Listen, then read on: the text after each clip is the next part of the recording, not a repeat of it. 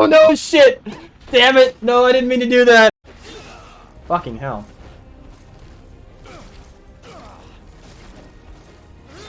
You motherfucker!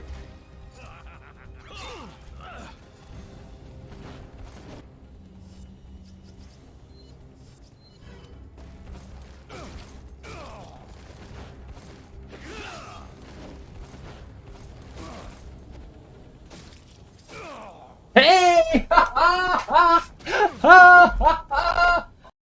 I don't know. I don't know. I don't know. I can't fuck up. Fuck! Can I just keep on doing them?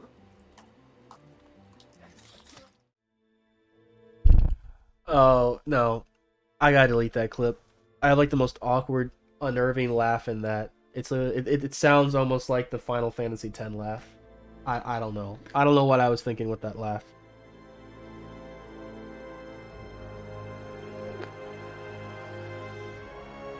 I think it's because I was having an extremely not so fun time with with Assassin's Creed 2. And I was just like trying my best to keep up my enthusiasm because I had to somehow make it through the game and get that platinum.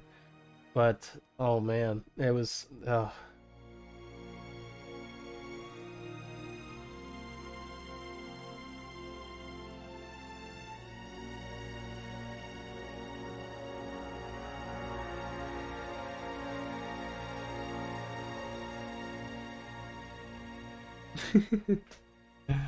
oh man. Coworkers in the group chat. Like, motherfucker, I ain't even thinking about work until like maybe the day before I go back to work. Fuck all that mess. I'm not even shaving. Yeah, for those of you who don't know, I have a real job. I'm a soldier, which means I need to shave almost every day. So as soon as I go on leave and can't afford not to, or I don't have to, I don't. I don't, and it's wonderful. It's absolutely wonderful, not to have to shave.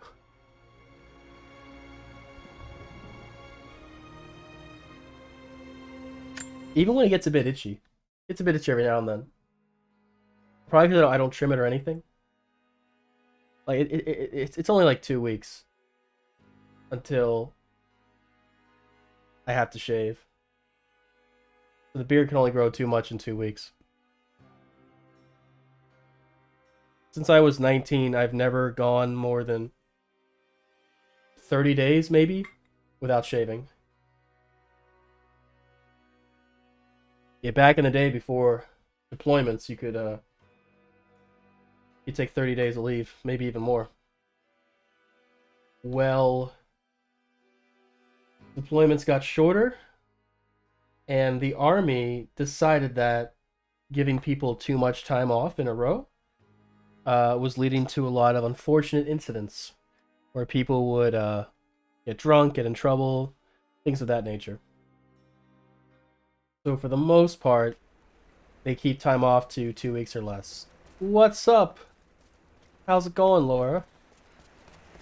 And we start off right where we left off, and I'm already lost. Where the fuck am I? Wait a second, I can just fast travel at campsites, right? Wait. Where was that campsite? Over here?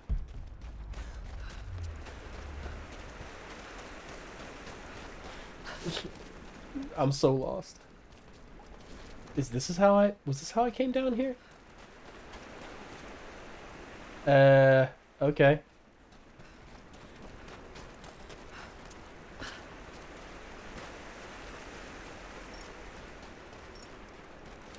Laura, what do you think? How the fuck do I get out of here? Where am I? Is this the way to go? Oh no. Can I climb up? I can't climb up. I don't want to drop though.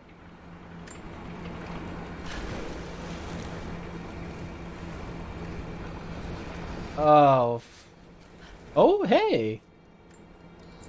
Oh, maybe I did want to drop down.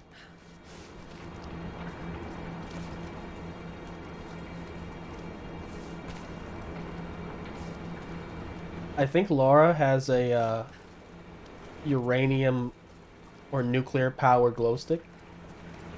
Okay, so like now where the fuck do I go? Can I climb this? No. I guess go this way. Isn't this the way I went before? Laura, please talk to yourself. And be like, I think I need to take a right. To get out of here. Oh, you can climb this thing.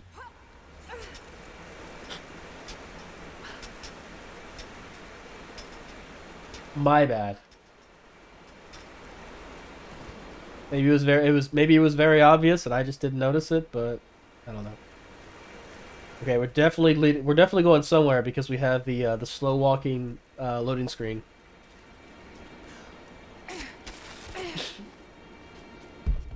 All right.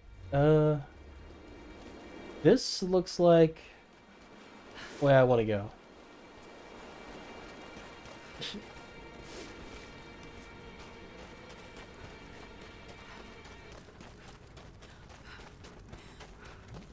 How do I even get down here? Oh yeah, it was the well. Wait, did I go over here? Oh, I guess I did because it's not highlighted anymore.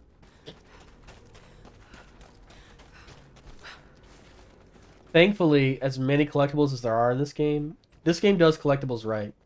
Where if you're only missing like 10, you know exactly what 10 you're missing. Sometimes games do this really annoying thing where they'll have like collectibles, but they don't really track them. They just like if you weren't tracking them as you were picking them up, you're kind of screwed. God, I wish Genshin Impact would track which chests you've opened and which ones you haven't. At the very least, like, mark them on your map somewhere. Or do they? Maybe they do. I don't know. You get the Platinum Trophy in Genshin Impact, you just have to open up a bunch of chests. Alright, let's, what are we gonna do? Let's destroy the communications towers. Because I believe you get the lockpick for doing that. Apparently Laura is a master of unlocking, not unlike Jill Valentine. I love how that awkward line in the original Resident Evil, Master of Unlocking. Oh, can I use guns or explosives? Okay.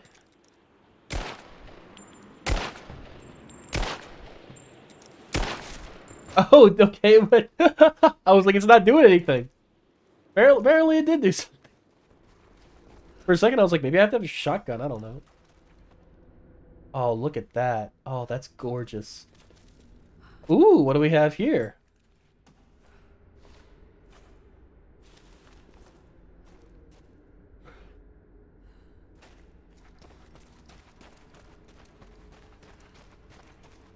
Those little knapsacks are like interrogating Riddler slaves. Or Riddler spies. Why was that so hard to say?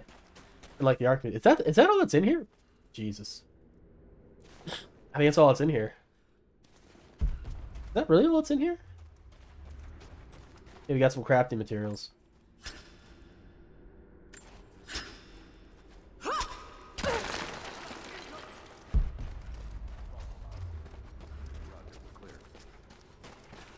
There's some bad dudes out there? You got some bad dudes out here?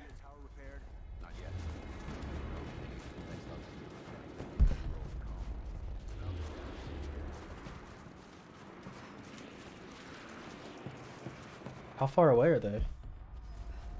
Alright. Where are... Is this a comms tower? Okay, that's a comms tower. So we just gotta get to it. How do we get to it? Can we climb this? This whole game is... Oh my god. This whole game is like, hey, can we climb this? Can we not climb this?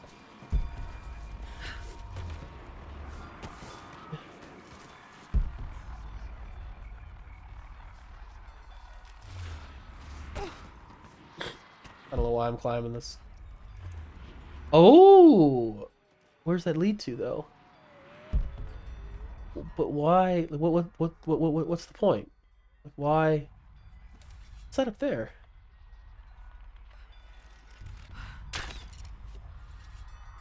Anyway, let's do this.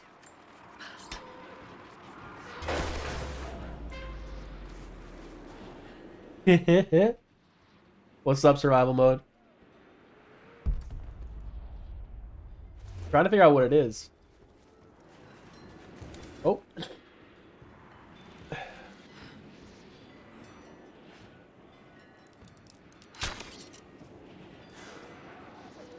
Welcome to the stream. Yo, does this camera thing... Fuck me. Does this camera thing happen like throughout the entire game? Like... Ooh, what's in here? This whole stream just gonna be like, ooh, what's in here? What's that? No, it does not go away. Oh, jeez. That's one of the reasons why I never went back to playing Assassin's Creed Syndicate. So on the PS5, there is this really weird shadow glitch. Like there's so many things wrong with Assassin's Creed Syndicate if you play it on a PS5. I'm full. I'm full? What do I even spend this on? I don't know. Did Laura make her own bullets?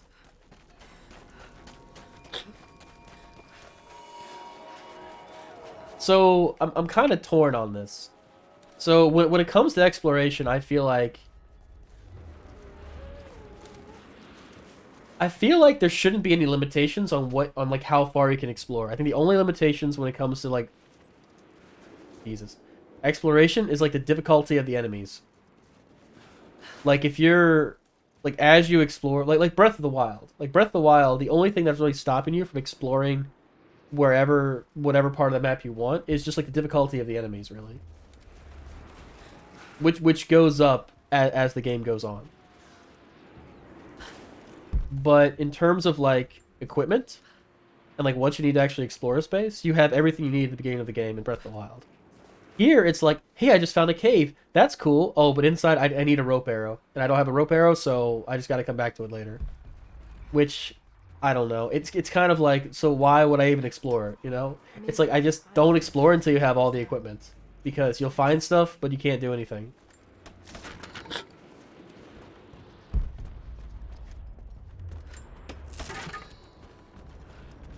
Ooh, what do we have here?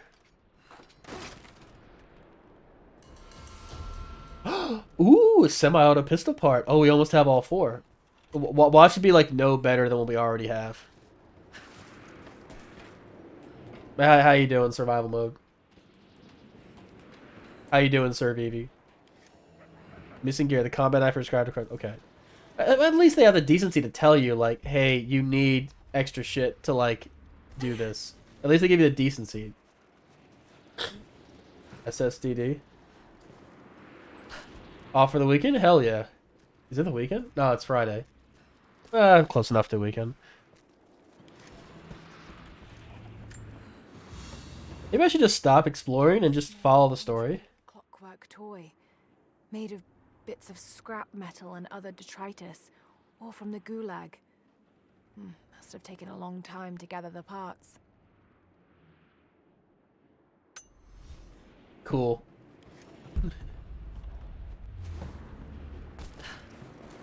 Yeah, maybe I shouldn't explore anymore. Well, no, I want to get the lockpick, though. I'm pretty sure I can destroy all the communications towers.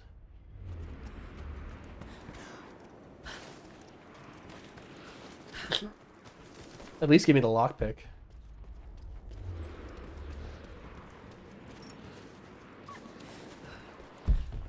Wait a second. Oh, fuck you. So you're not working for the weekend. I just remember that it's New Year's Eve tomorrow. Oh my lord. It's this is really gonna get on my nerves. Oh.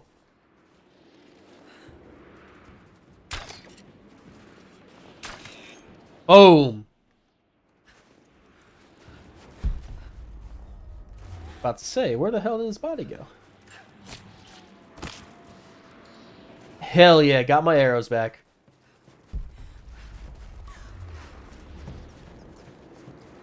What was I doing? Oh yeah, the other communications tower.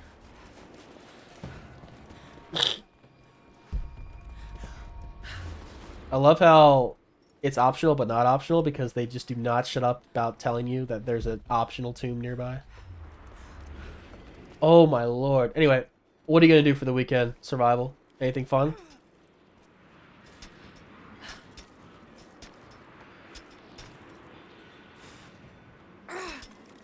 Come on. There we go. Sleep. Try to catch up on sleep. Come on, there's got to be something fun you can do. Ooh, fast travel point.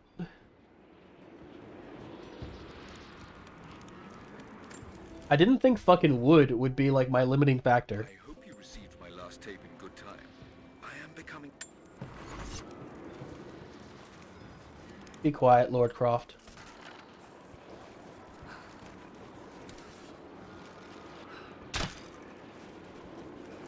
Damn. I'm full on feathers anyway. Then I'd probably play Spider-Man some more, but that's about it.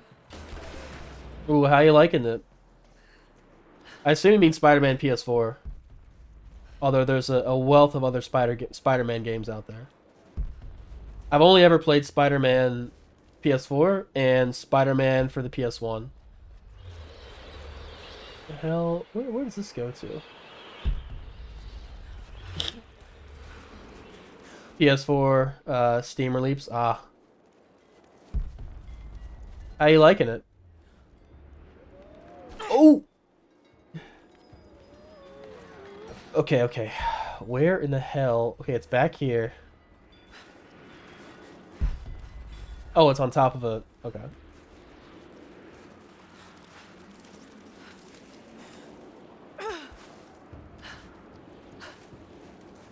So how do I get up there?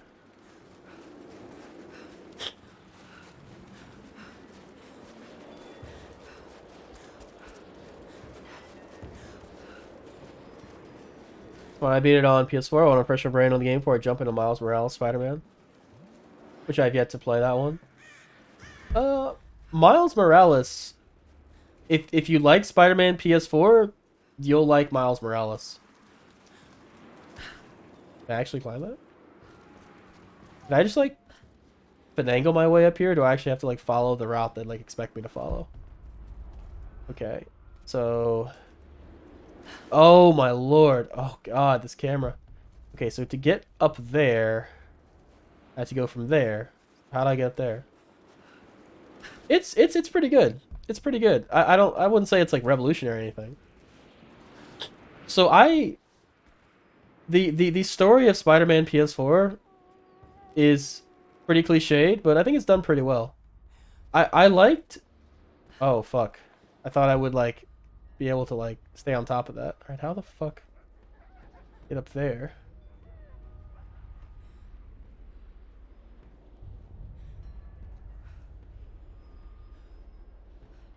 How the fuck do I get up there?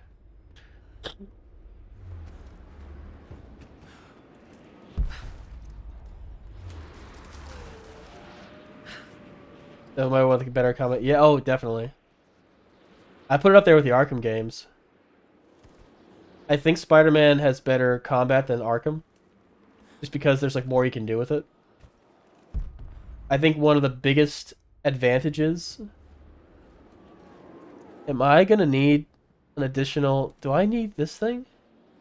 Do I need to use the rope? Get up there? Gotta be a way to get up there. Maybe run and jump from this side? Yeah! That didn't work.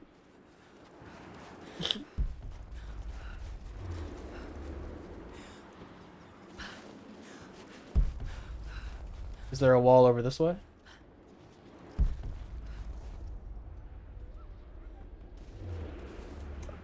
Yeah, I need to climb that wall, but... Oh, I see what you're saying. I see what you're getting at. Can you... But can you... you can't climb up these ropes, can you? You can only climb down them, right?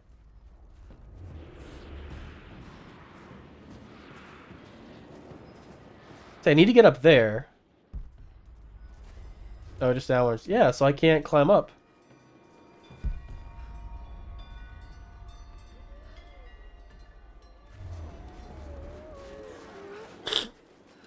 See, I'm just gonna climb this one.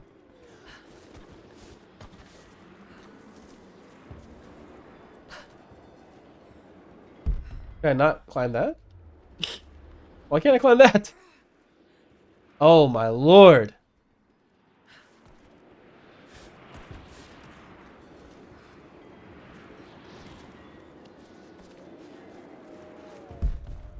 Yeah, I don't have the rope arrows yet, so I can't. Let's see.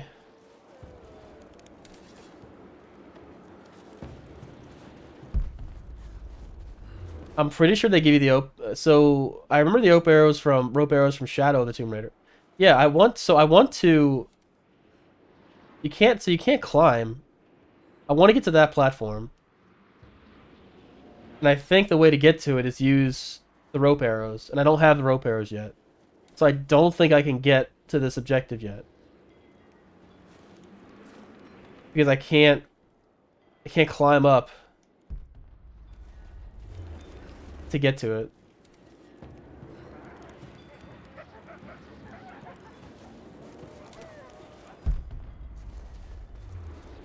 I don't know.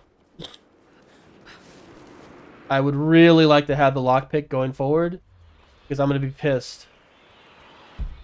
I would be pissed if I find a bunch of stuff that can only be locked by a lockpick, and then I just have to, like, remember them and, like, go back to them. I mean, it's not like I'm going to be able to get everything the first time I get to an area.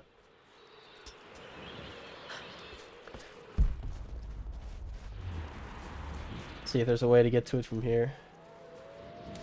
Oh. Maybe it's that. Maybe I have to, because you have to, like, if I remember right, you would do this, and then you Laura hits the, like, takes the other arrow and, like, embeds it in this, and then you can, like, go between them. Well, maybe not.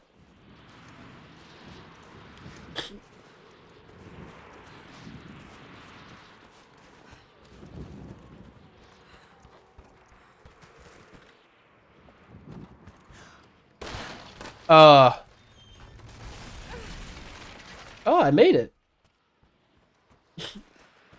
Tomb Raider really press 100% area until post. Yeah.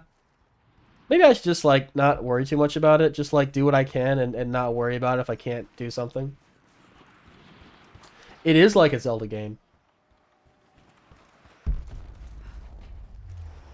That looks like a door I can open. That's not.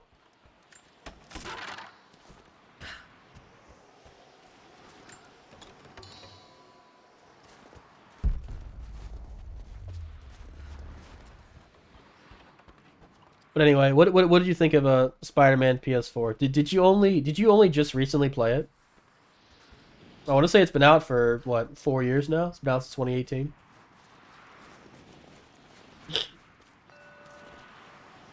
Ooh. Seems to be pointing to something nearby. Hell yeah.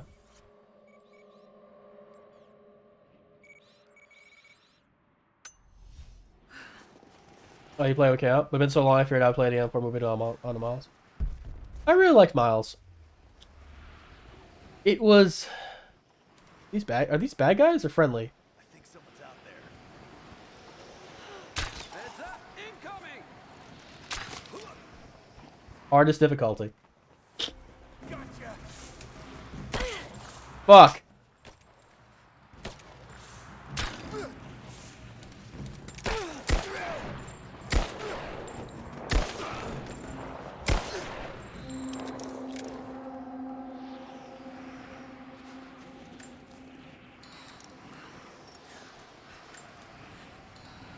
Fuck it. Got all the healing items in the world. Who cares? Not so stealthy, are you? I know, right? So as soon as I noticed Laura was still crouching, I was like, ah, crap. There's someone that's gonna find me. More Soviet propaganda.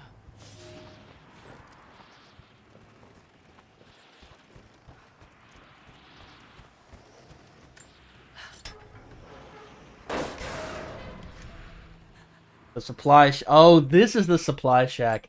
The infamous supply shack. I'm on your side here. Literally the only store in the game. Tech for Trinity out here, but I've got to get out of here. These people are insane. I've been stockpiling. Wait, rope ascender? If you can pay for it. They won't notice a few missing items, but if they catch wind or if they see me with you, I'm a dead man. Wait a second. Okay, hang on. So In case things go south, gold this is where we could make a trophy See missable. what I can dig up. So there are 2 items you can purchase in the shack, and you can also find out in the open world. And if you purchase those items instead of finding them, the chances are pretty good you won't have enough coins to buy everything, which will necessitate a repeat playthrough, which we do not want to do. So I don't remember. I think it's called Avid Shopper. Don't buy the crafting tool and the enhancement tool. Okay. Don't buy the crafting tool and the enhancement tool. Alright, so I'm going to buy the rope ascender. What's over here? Rifle laser sight? Yeah, whatever. Commando outfit. I think I'm wearing the commando outfit. The crafting tool. Yeah, don't buy that. Oh, you can buy a fucking shotgun? Okay, we're gonna buy... Jesus, woman. We're gonna buy the rope ascender. The rope ascender seems like the best thing. Oh, wait. Oh, hold it. You gotta hold it. Had my eye on that one for a while. Okay, so literally what I was just talking about. This is what we need. I can't believe I'm like always short of wood. Like I see nothing but trees. But yeah, I'm sorry. So what did you think of Spider-Man PS4? Like story, story, gameplay, graphics, traversal. Like what'd you think about it? I really liked it. I thought the gameplay was phenomenal, especially the DLC.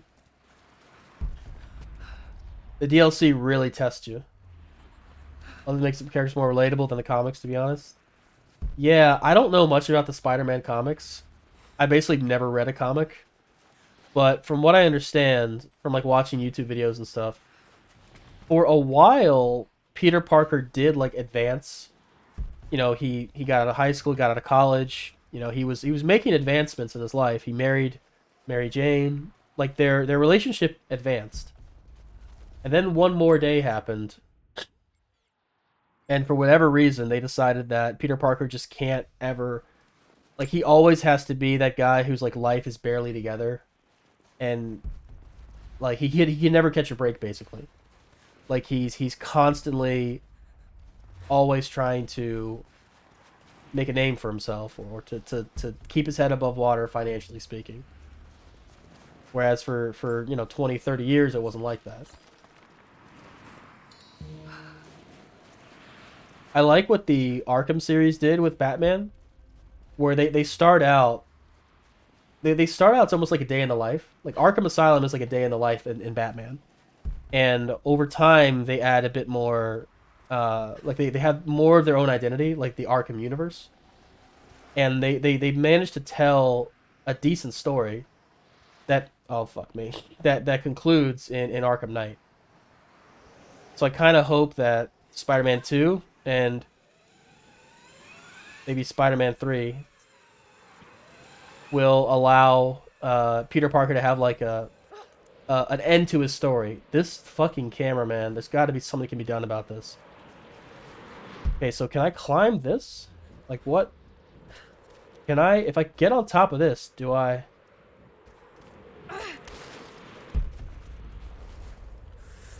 Like, can I ascend this?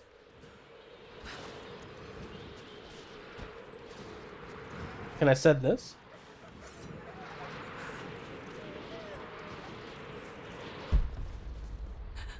Bro. It's fucking camera, man.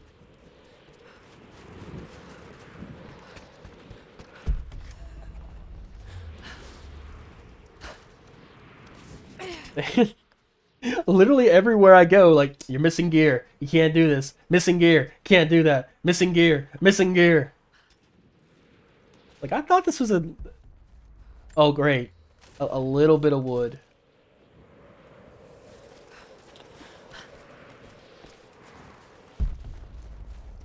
I have just enough wood to make a campfire now.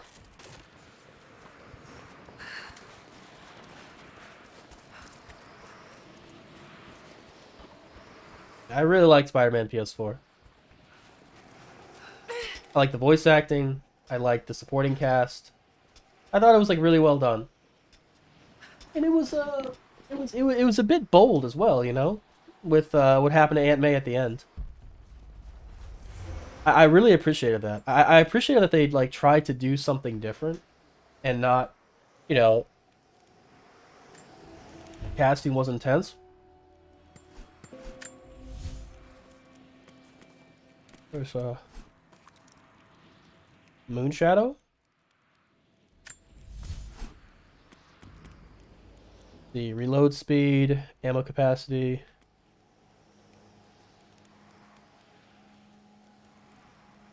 Polished magazine makes it faster. I'll hold out for more damage. They really put the money into the game to make it great. Arkham series just, they dropped the ball on that, to be honest. What? They dropped the ball on Arkham? What do you mean? Explain yourself.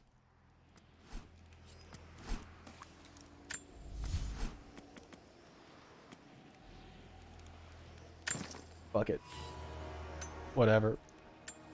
I feel like I'm always going to be short of cloth and wood in this game. Just constantly short of both.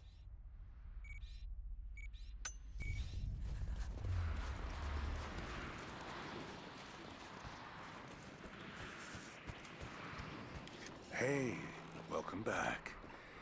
If you found any more gold, I've got gear for you. It's not nukes.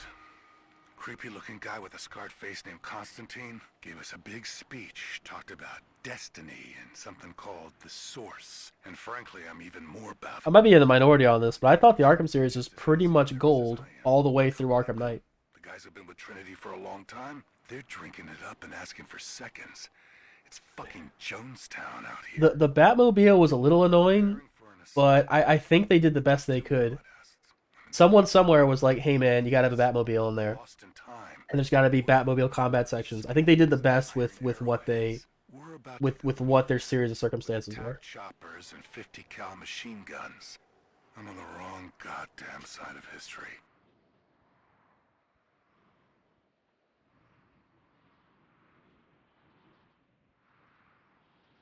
Challenges were super easy. Try to be discreet. I don't know, man. Some of those campaign challenges in Arkham City are fairly challenging. Especially the Predator ones. The Predator ones are so specific that it's kind of like... Is this guy just like hovering? I love it. I love it. The Predator challenges are sometimes so specific that it's kind of annoying. How like super specific they have to be. I would have much preferred, hey, take out everyone within like a certain time limit, you know? And then they could be more freeform. Oh, what do you got? Earn bonus XP from stealth kills? Yes, because I'm going to have a lot of stealth kills.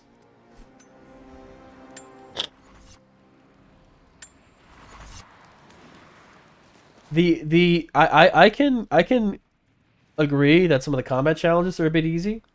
Once you figure out how powerful redirect is at extending your combo, it really becomes a matter of just making sure your combo never goes down. But with the challenge rooms that have a smaller amount of enemies, you really want to get that variety bonus, and then it becomes way more interesting. Like, can you pull off a even the Azrael challenges were very simple in Arkham Knight. It was more of train simulator. Yeah, well, the thing that I think Spider-Man does way better than Arkham games is it's able to kind of combine stealth and combat. I think that's because in Spider-Man, guns aren't really that big of a threat because of the spider sense, whereas guns in the Arkham series are like really bad, you know? you probably only have to deal with one or two of them in any given combat situation. But if you're seen in a predator scenario, it's like really bad. The Spider-Man's not that bad. Had trouble with the natives. Our communications were offline, but everything is now under control.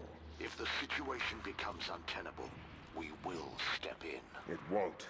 You sent me for a reason. I was chosen for this. I will succeed. See that you do. Hey! Oh!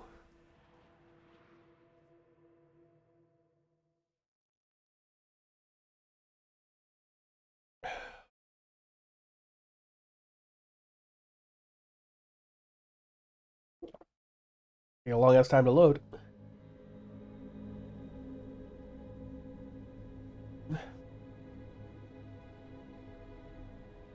I think the most challenging challenge modes were probably the campaign challenges of Arkham City. Are you okay? And maybe the combat challenges of Arkham Asylum, because you just don't have many moves like you would later on. What? What are you doing here? What the fuck? I don't know. I can't remember. What's happening, Laura? I'm scared. I'm so sorry. I didn't think they'd come after you. This is all my fault. Who? Who are they? What did they want? The same thing my father was after. Oh no, Laura. I told you not to do this. Whatever they want, just give it to them. Damn. It's not that simple. Just hold on. I'll get us out of here. Somehow.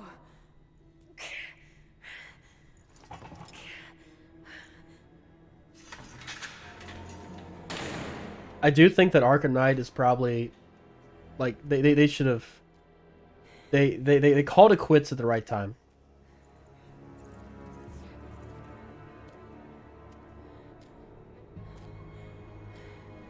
I think Spider-Man is a worthy successor to the Arkham series. No.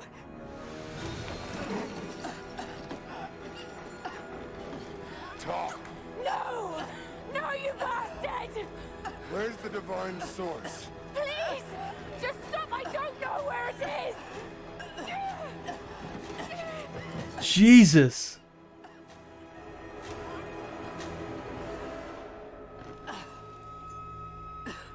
That's enough.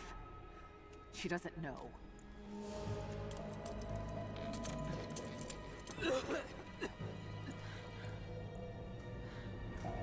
What?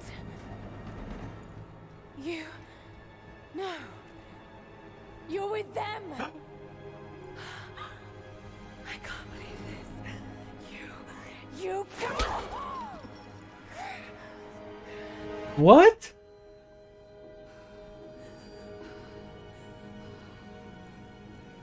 You couldn't let it go, could you? What? I knew you'd find your way to this place. What did you expect? It doesn't have to be this way. We seek the same thing. We could use someone like you. You want a purpose in your life? We can provide that. You've got to be kidding. I've seen how Trinity operates. Is that a no? It's a no fucking way! Tell me, Anna, were you recruited by Trinity before or after you started screwing my father? Is Anna mentioned in the first Tomb Raider, or does she just like appear in the opening cutscene of this game? Because I assume that she was like a part of the original Tomb Raider. I don't know.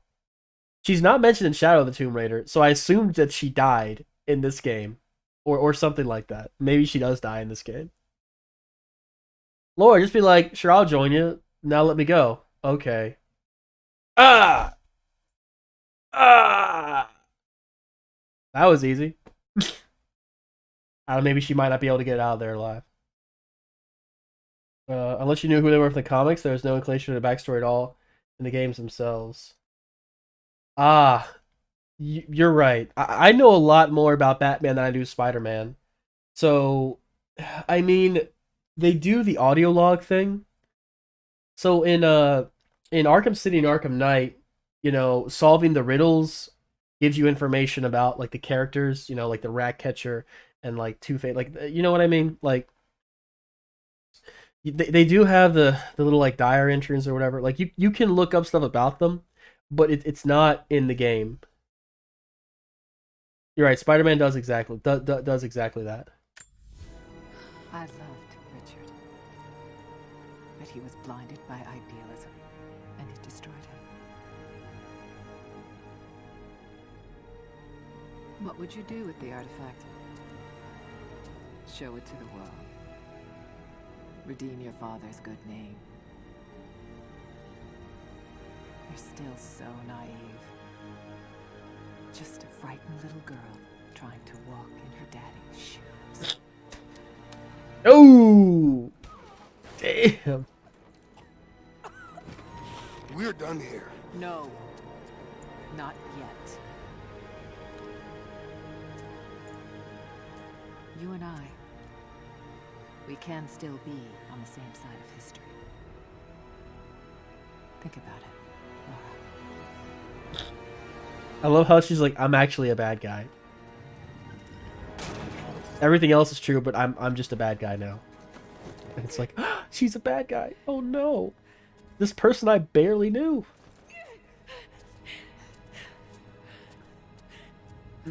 Hey, it's better than someone just showing up being like, Genesis killed his parents. Not his parents.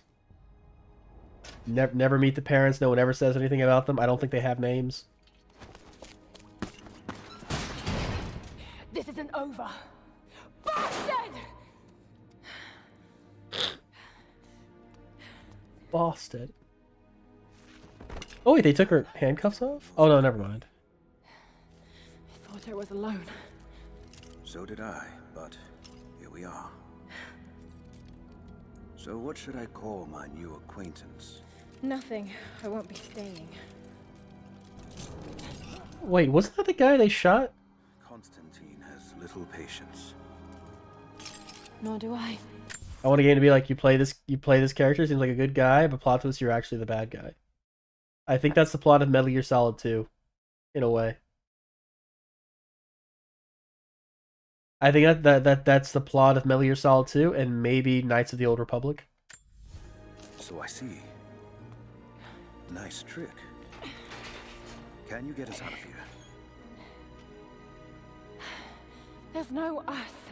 I don't even know who you are or why you're here. This motherfucker gives me Arden Izunia vibes from Final Fantasy 15. I think it's the same voice actor. I'm not feeling particularly trusting right now. You won't get far without me.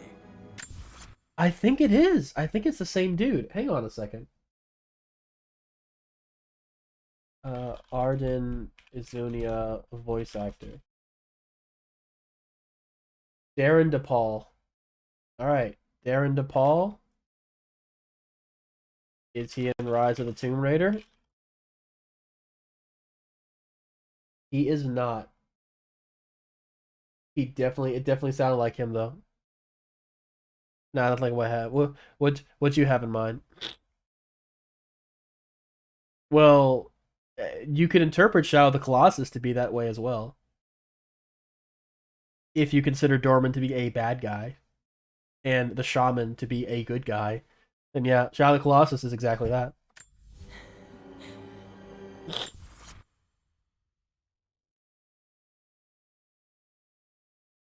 Yep, that's Shadow of the Colossus.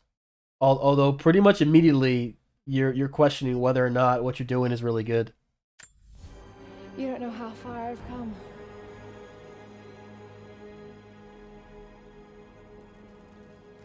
What do you know about them? A sect. Ancient and secretive. They believe themselves to be doing the work of God. From what I've seen, they're pretty far from holy.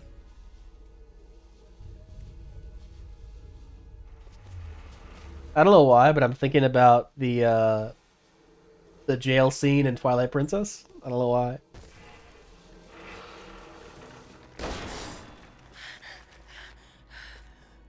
And what do you plan? Think Superman, but then you become Kefka.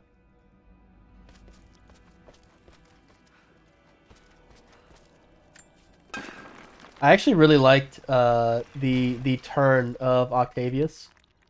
Like, if I saw it coming, everyone saw it coming, that he's going to become Doc Ock. All the more reason to get out. But the casting was so good and the writing was so good, and there's enough like else that's going on that you kind of think like, oh, maybe it won't be until the sequel that they decide to make him a villain or something like that.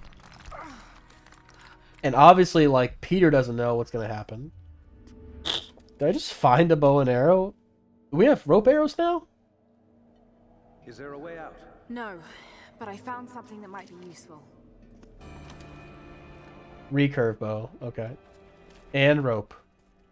Can Laura put 2 and 2 together? Anything else in this room?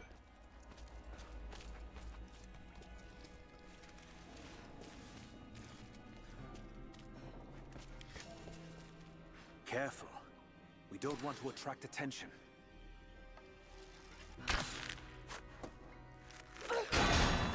Oh, you don't have to hit a QTE to be able to do that. Oh, hell yeah.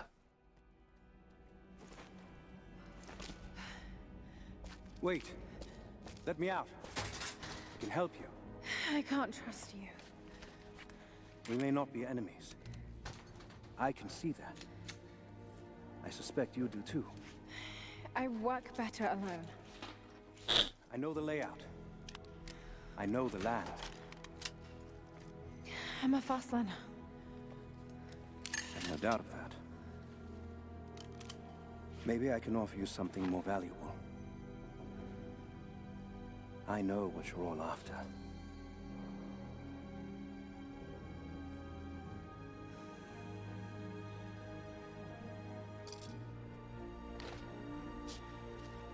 I was about to be like, the facial animations are really good, and then she reaches out for the thing, and like the hair physics just go all over the place.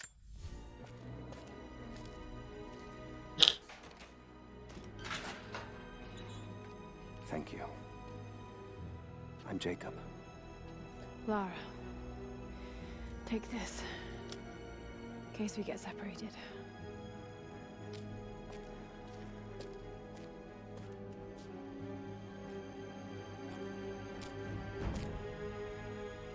We have to move. The Hey, our first trophy! Rescue Jacob from the Gulag. Yay! Do you know the way out? Yes. Oh my fuck. Had some time to study this place. Survival mode. What's the best video game story you've ever experienced? Like, if you had to choose one, what do you think is like the best video game story? We began invasion of the valley not 24 hours ago. I expected resistance and have not been. I'll go first. Shadow of the Colossus. The people of the valley think they defeat us. But the Yeah. more What do you think is the best video game story? my resolve grows. Last of Us, hands down. Really? Protecting something. They wouldn't martyr themselves so. They wouldn't endure tortures with such resolve. So I played like 4 or 5 hours of Last of Us, and I'm like, man, this is a fucking chore to get through. Wrong side of this battle.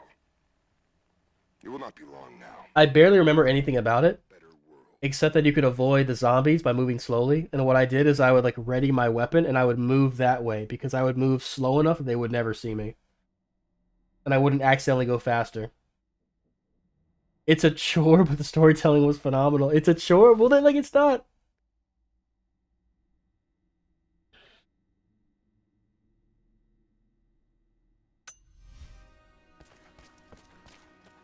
Maybe it's worth a second playthrough, or an actual like finishing the playthrough. Even better once you get halfway through The Last of Us 2. I don't know.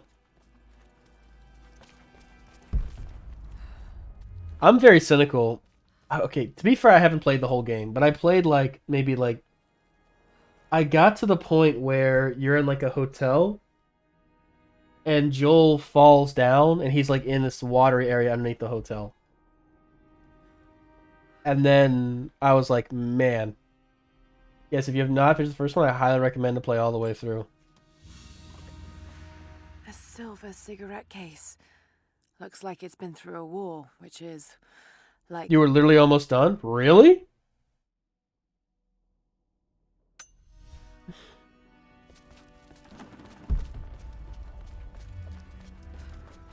I was not feeling it at all. Like, Oh, I'm on the other side. Okay, that's where I was before. Half done. Yeah, I was not feeling it at all. How long were you in that cell? Long enough to learn that Constantine won't stop until he's found what he's looking for. The divine source. Is it here? Trust must go both ways, Lara. What is this? A history lesson. This place has its own scars. It was a work camp. You were halfway through, my bad. Oh, you looked it up? I finally laid my betrayals bare. Lara knows the truth. Now a strange series of emotions. So my girl just like did it, and she's like, "Yeah, let me record this audio log about it, and then put it down so that maybe Laura finds it later on." Has gripped me. Remorse, I love how BioShock has audio logs, and now every fucking game has to have audio logs. certainly. Remorse for a piece of me that was left inside that torture cell. But something else, too. I know Constant. Yeah, if I remember right, oh fuck. It actually, hang on a second. It actually might. I want to say it was on this PS5. Okay, so.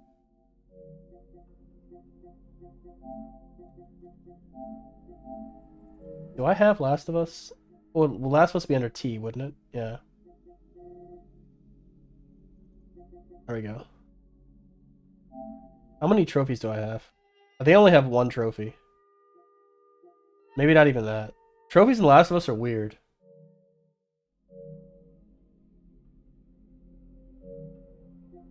Yeah, I don't want to start it because it'll stop this. But I don't know. I was just like really bored. I don't know. It was very like boilerplate. It was very like I don't know. It just wasn't very enticing. Um I didn't really care much for Joel. I didn't really care much for Ellie. I kind of didn't care if they lived or died. I was just like, yeah, I don't really care much for either one of you.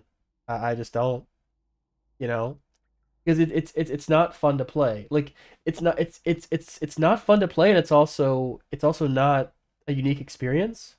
And the gameplay doesn't really support the story, at least so far. You know,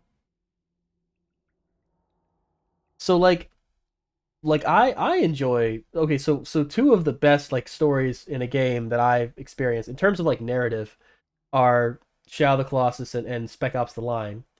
Shadow of the Colossus and Spec Ops: The Line both have what you could call rough gameplay, but it at least furthers the narrative. So in Shadow of the Colossus, sometimes Wander will just trip while he's like walking on a Colossus. And one, it helps reinforce how unstable and how unwieldy the colossi are, and instead of it makes them feel like actual things. They asked me what was the best story. I answered, okay, okay, but we're having a discussion. It's really hard for me to add anything to the conversation because I haven't played the whole game. I don't know, but I made it halfway through and I'm like, yeah, I don't know, it's not doing anything for me.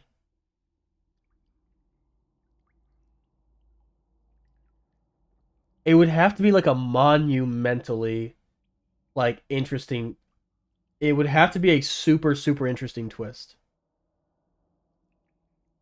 Like the twist would have to be like this is all in Joel's head, you know, and he's like in a prison cell and he actually murdered his own daughter. When or it would have to be like a crazy out there twist that recontextualizes everything. Like the one zombie game where you trapped them all. What, Dead Rising? Dead Rising?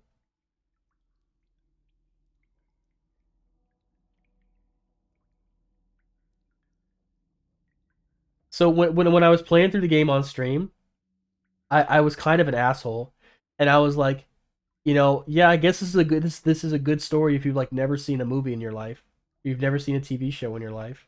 Yeah, I guess this is a good, you know. like like it makes sense that The Last of Us is like a series now because it's there's certain stories that work best when they're a video game, you know? Like there's certain stories that work best when they're a comic, you know, because of the tropes of the media and stuff like that. Like the thing I love about Shadow of the Colossus story is that you end up being kind of the villain.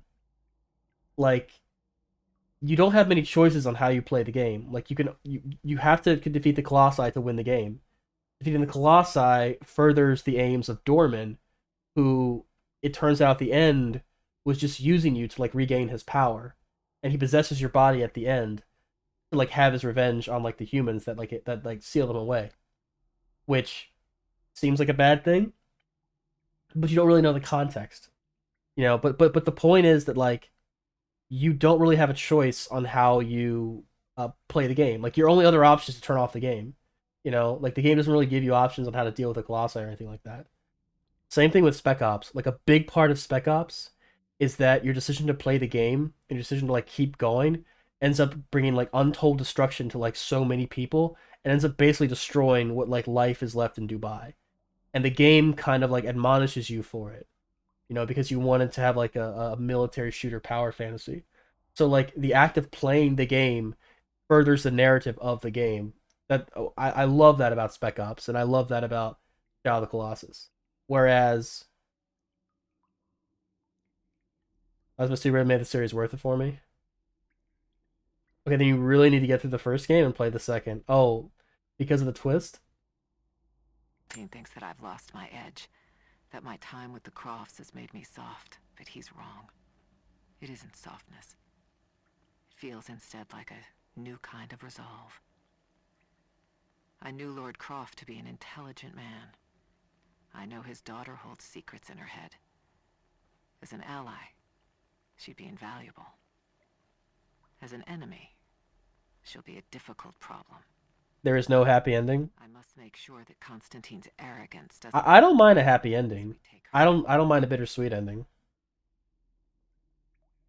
I think what I like about a story and like in general, I have kind of a bias towards things that are unusual, things that are kind of weird, things that don't play out the way you expect them to, happy ending or not. You know, like I'm not gonna give a game credit because it has like not like doesn't have a happy ending. It's like okay, fine, whatever. You know, like that's one of the reasons I love horror movies so much because horror movies don't have to have a happy ending. Like horror movies don't have to have a triumphant ending either. They can be super bleak, you know, and like when you're watching a horror movie you really don't know what's going to happen. Like you really don't know where it's going to go. Like the protagonist might end up dead, you know, and unless it's a Japanese horror movie, because in a Japanese horror movie the supernatural always wins. I've never seen a Japanese horror movie that deals with the supernatural where the good guy wins. They always lose. There's an overwhelming bleakness to like Japanese horror films that deal with the supernatural. Like the supernatural will always win. Humanity will never ever win. American horror films and Western horror films are a bit different. Like sometimes, you know, sometimes at the very least, the main character like makes it out alive. You know, they're probably traumatized forever, but they make it out alive. And sometimes the main character just dies, and evil wins. That's what I love about like horror movies, and especially Western ones. Like sometimes good does not triumph over evil. You played Final Fantasy 13, what could be worse? Yeah, Final Fantasy 13. Final Fantasy 13, man. There's like Final Fantasy 13 is like okay, Final Fantasy 13 like the story of FF13 seems like a first draft, you know? It's like it really needed someone to go through and be like, okay, maybe there's a better way to explain what a fallacy is rather than like not at all or in a fucking data log. You know what I mean? Like at the very least maybe you could voice the data log and have them as collectibles throughout the game, you know, instead of just being like, hey, go to this little thing in the menu and read about it, you know? American Horror is more jump scary, Air Story Course mode. I just made the first game, not the sequels. I don't remember the sequels at all. Okay, so I played through the second game. I got the platinum for the second game, but I got it when it came out. So it was like what, 10 years ago. I don't remember anything about it. I remember like zero. I don't even remember who Noel is. I don't even remember who the villain is. The villain is Caius. But I don't remember like what his motivations were or like anything. Because it's a time travel story. And 9 times out of 10 when video games do time travel, it makes it like make no sense. Yay, I have a pistol.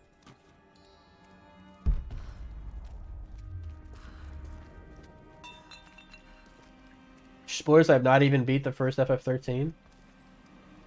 I don't know how I would spoil it. It doesn't make any sense. Okay. I don't even know how I would spoil Final Fantasy 13. It doesn't make any sense. It makes like zero fucking sense. Like in Final Fantasy 13, things just kind of happen for no reason. The characters talk about it, and then another thing happens for no reason. The characters talk about it, and then another thing happens for no reason, and then there's a boss fight. Repeat for what, 13 chapters. Like for the most part, the main characters don't have any agency whatsoever. The Soviets sent prisoners here to work in the mines. Even that wasn't enough. Worst birthday ever. Took children from their mothers to work as slaves.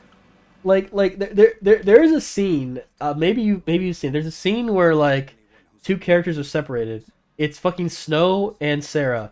They're like separated, and like the game is like, oh, how tragic they're separated. You know, they love each other so much, and I'm like, these 2 people are the most annoying people I've ever seen in my life. I hope they both die.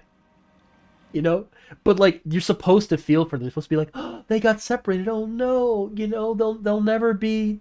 You know, they'll never be together. They'll never be in love. And it's like, man, fuck these 2 people. They're awful. They're so annoying, you know?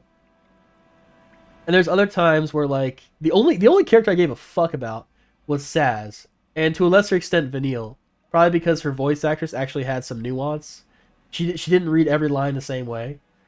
Like the parts of the game where Saz and Vanille are together are like the highlight of the game for me. The highlight of the game is when, well, I'm not gonna spoil it, but it's a part where Saz finds out something, and he has like a very tough choice to make, and I love the way he reacts to it.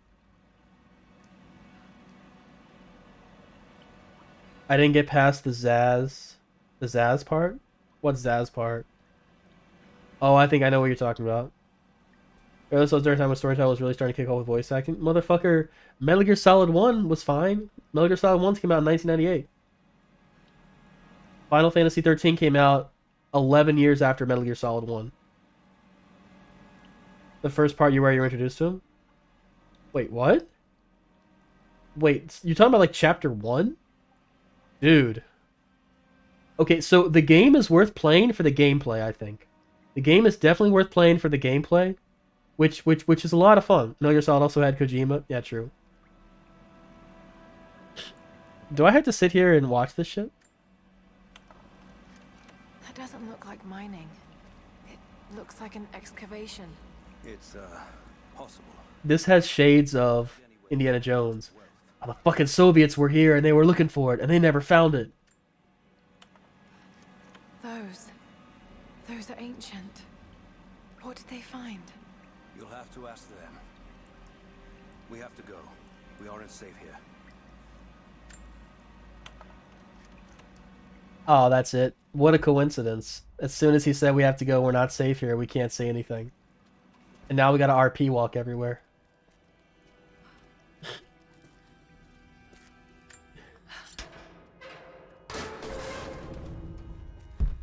Our best chance of escape is to make our way to the old train yard.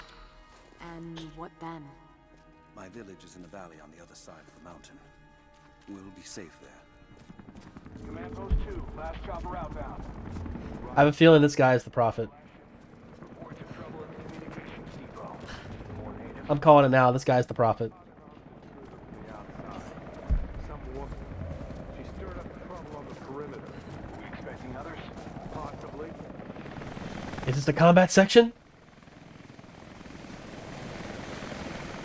Look like a combat section to me.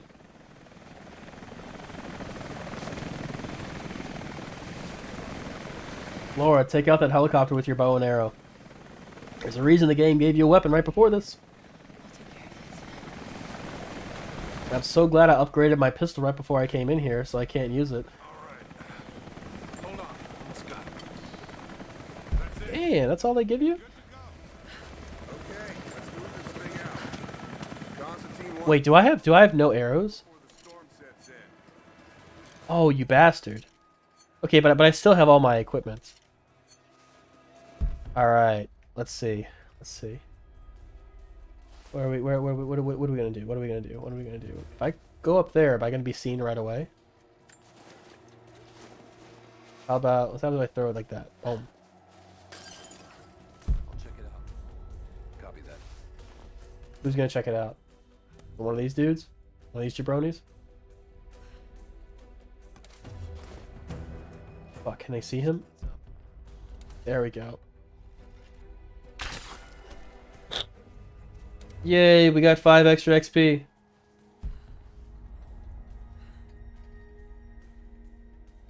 Have you played what Final Fantasies have you played? I'm curious. Oh, I bet I can get this guy. Boom. This might be a bit too easy. Come on. Can't. God damn, the fucking pillar is in the way. Incoming! We're under attack! Let's do a sweep. Do they just like... Okay. Oh, fuck.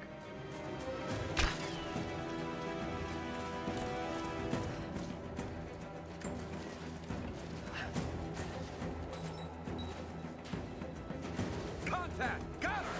Ah, fuck. Am I invincible when I do this? Oh, I'm not invincible when I do that. Oh, fuck, I'm dead. Richie, I think is the only one I have not played through fully. Oh, and 11. I barely remember the story of 11. Did I get XP for dying? What happened? Hold on. That's it. You're good to go. Okay, let's move this thing. It's kind of annoying how they just, like, just know where I am, I guess. Maybe I killed somebody that was being seen by somebody else. Oh, fuck. Oh, I can get this guy, though. Came from this direction. What the fuck? Oh, I haven't made any arrows.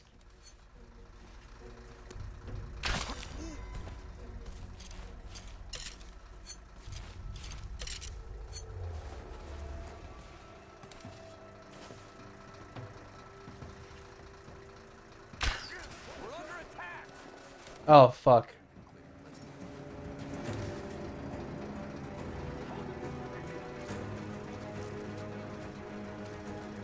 Moving into position! I'm under fire!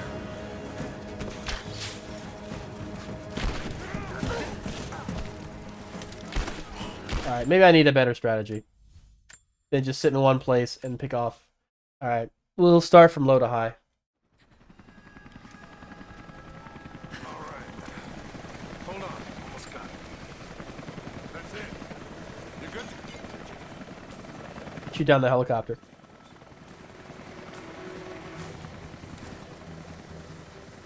There's a lot of Final Fantasy I haven't played. God damn it, I keep forgetting I gotta make arrows.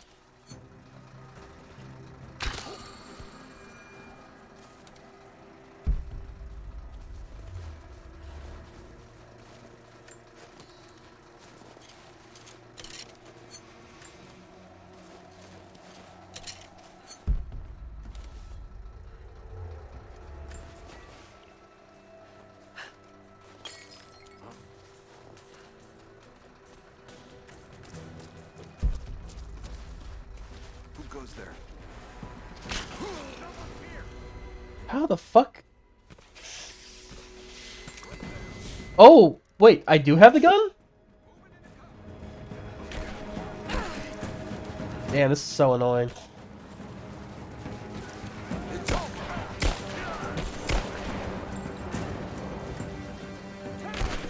Oh my god. I knew it would get me killed. Fuck that.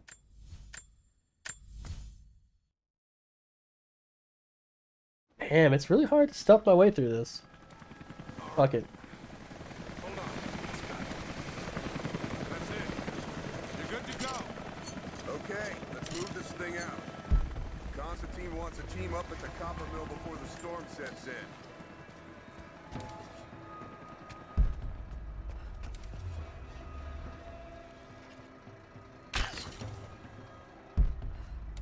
Alright, how about low to high? Or high to low, I mean.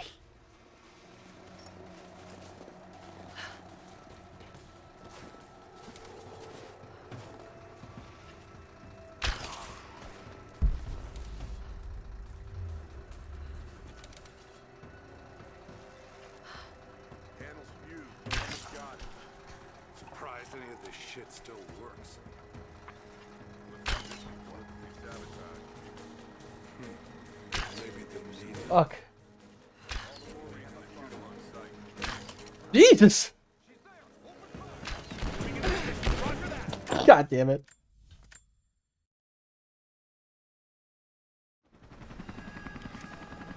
He wasn't moving that fast. Hold on. It's got it. That's it. Good to go. Okay, let's move this thing out. Constantine wants a team up at the copper mill before the storm sets in.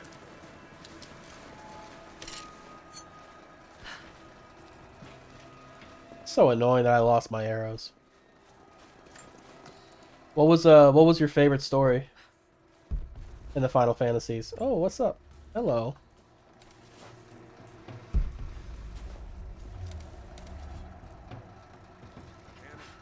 Oh, got it.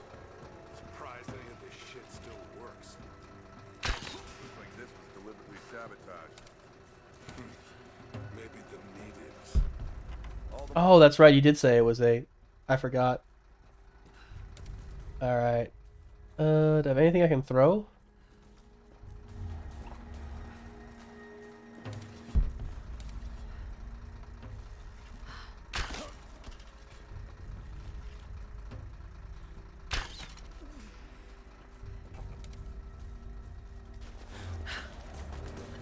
Are they gonna see me? I guess I'll find out pretty quick.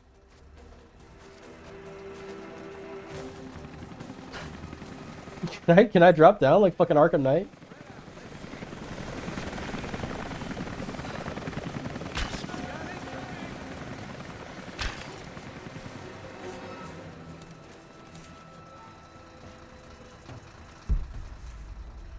Where the fuck are they? What was that? Middle of cutscene? Okay, there's two of them walking around somewhere. Where the fuck are they? Are they inside here? Are they underneath this?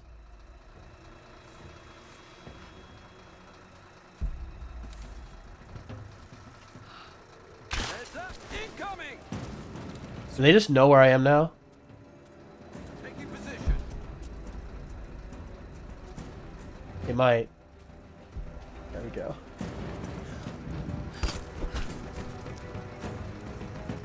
Whoa, whoa, whoa, what the fuck? Oh fuck. In what world does that just not instantly kill them? Is that all of them? Yay, we did it. I'm on the prison section.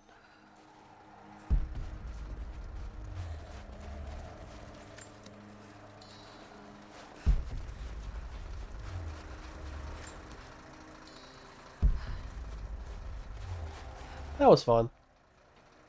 Alright, what's in here? We got some collectibles. We got some collectibles. We have some... Ooh, we have some weapon rounds. Handgun rounds. Alright.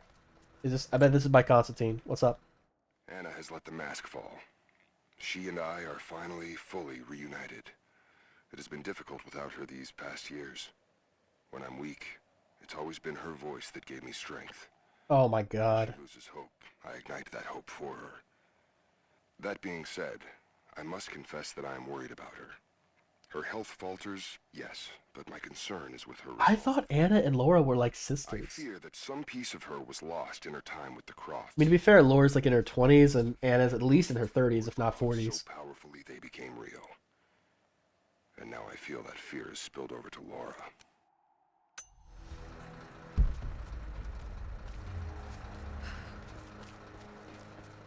Alright, before I have to press that and probably get into a cutscene that's gonna take me to the next area of the game, let's go and loot all these bodies.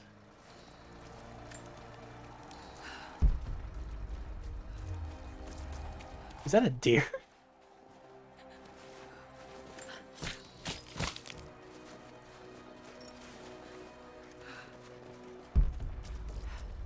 Yeah, it took a while, but I figured out how to perfect stealth my way through. I got a lot of XP as well. Ah, it's a statue of Lenin.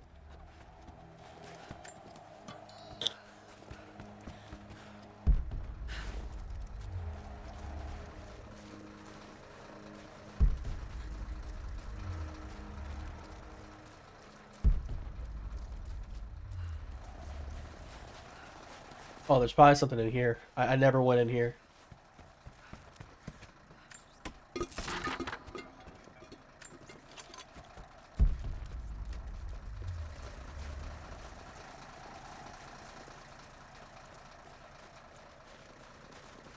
Alright, I think that's everything.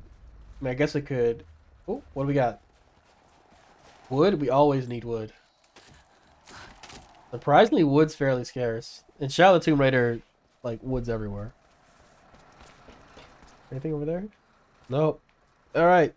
Press the button. Jacob, I found a way to open the inner gate. Head to the courtyard. I'm already inside. How'd you get inside already?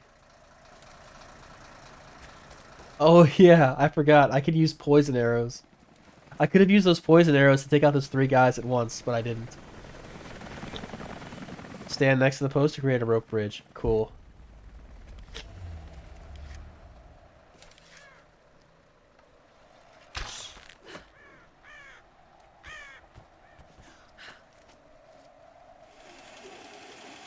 I have patrols headed to all the major dig sites. Oh my. Here, What was the point of doing that? What about Anna? Oh, because you can't climb the stairs. sharpshooters, and scouts. Do it. We have a lot of ground to cover, and Trinity wants the artifact found as soon as possible. We aren't getting anything on satellite. Too much interference. Constant cloud cover.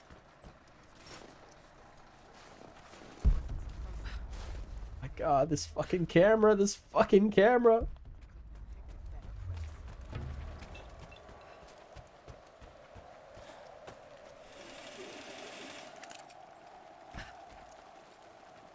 What is the point of this? What can I do up here? Oh, I see. Jacob, what is he doing? Shit. The Be Soviet careful, evidence is Laura. quite convincing. I want to get into those ruins myself. And Croft. We keep her alive. For now. Oh, I see. Drop down and then climb up.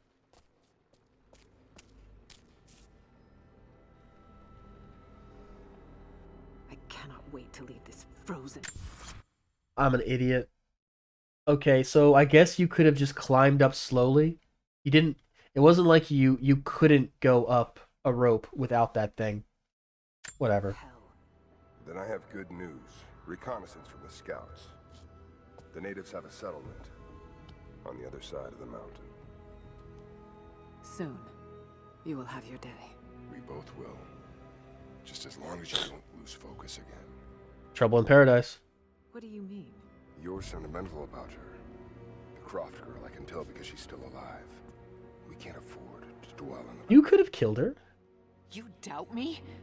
You know what I've given to Trinity, what I've sacrificed, what I face. She's pulling a Willem Dafoe. Do you know how much I've sacrificed? I'm fine. Life has not been kind to either of us, but I swore I'd always protect you. Now who's being sentimental? I promise you. All of this will be worth it in the end. With the divine source, you will live. But more importantly, you will live in a world cleansed of sin.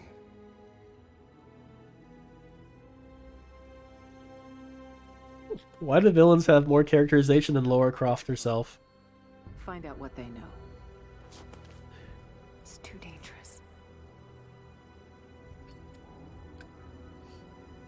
I don't know. You could just headshot him and be done with it. Like, Let me have my pleasures. apparently Constantine is the only thing holding these people together. Without him, they probably just like scatter. The day our work is accomplished. Constantine, you're needed in the holding cells. We're in this together, sister. Remember. Oh, they're brother and sister. Okay.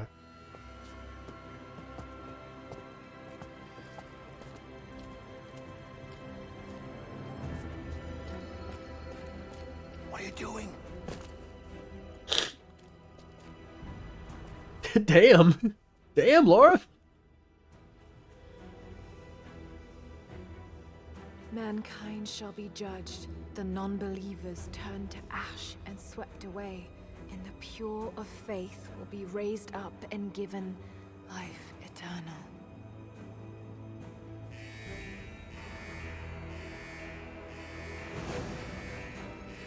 Get out! I'll find you! Got to find them. Keep looking. They have to be here somewhere. Prison floor is clear. Eyes open. She has to still be here. On Yo, is this Metal Gear Solid 3 when the Ocelot unit finds you? Way out of here. Can I just go under here, or are they gonna see me and shoot me? What's going on?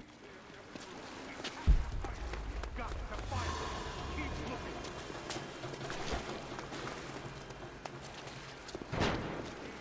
Oh, shit. Heard MGS3?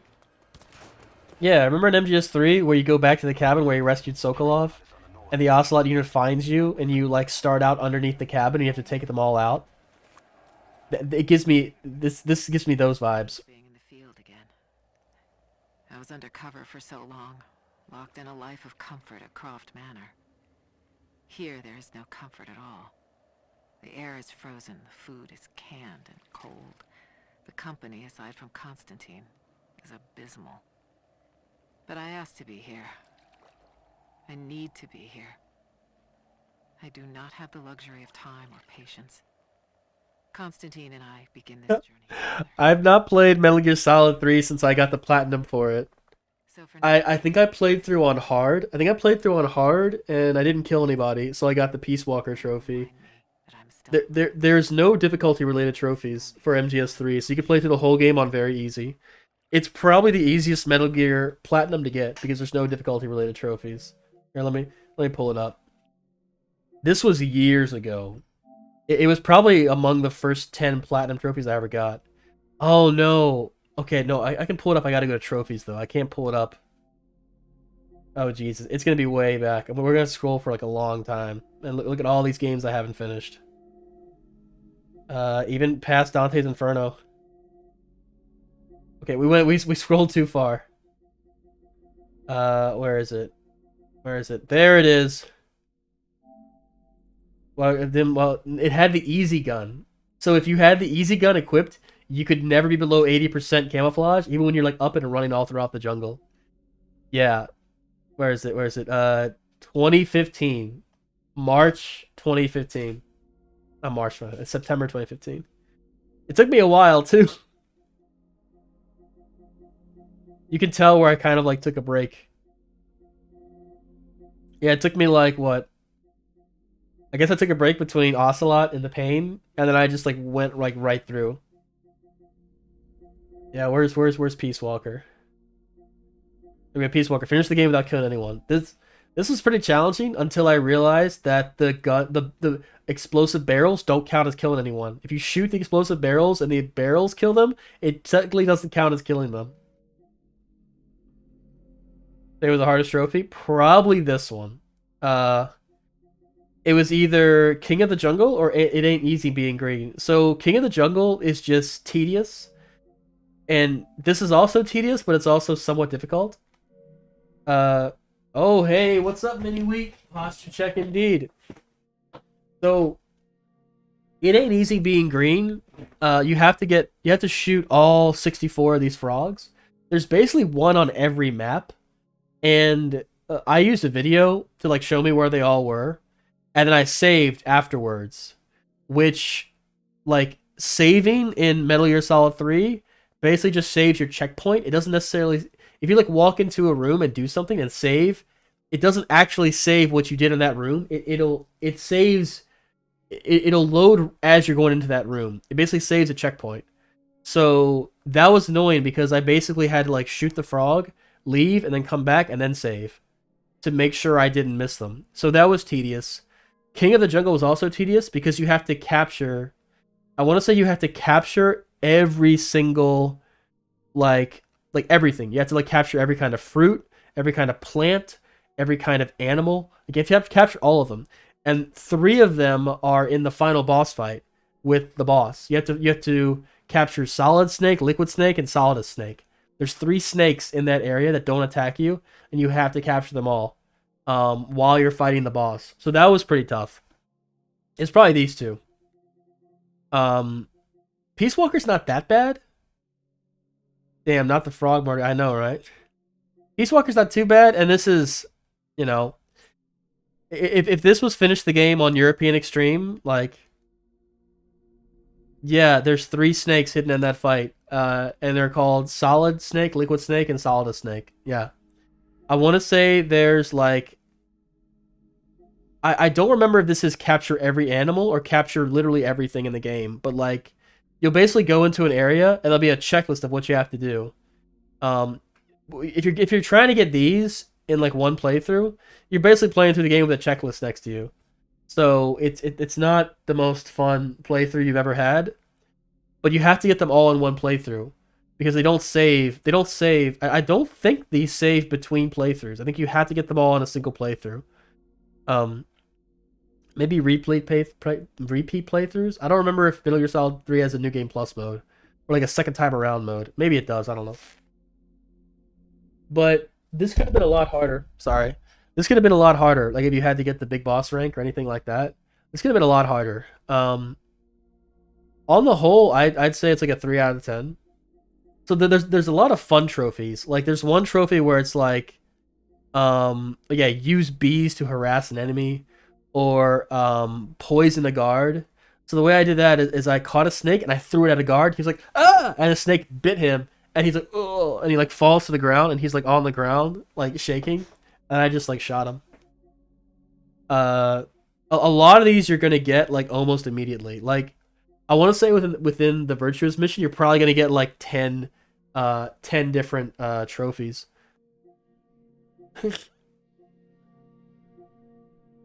Yeah, collect, capture any animal alive, make snake throw up. Yeah, the way you do that is you open up the cure menu and you just rotate him, and then you exit the cure menu and he throws up.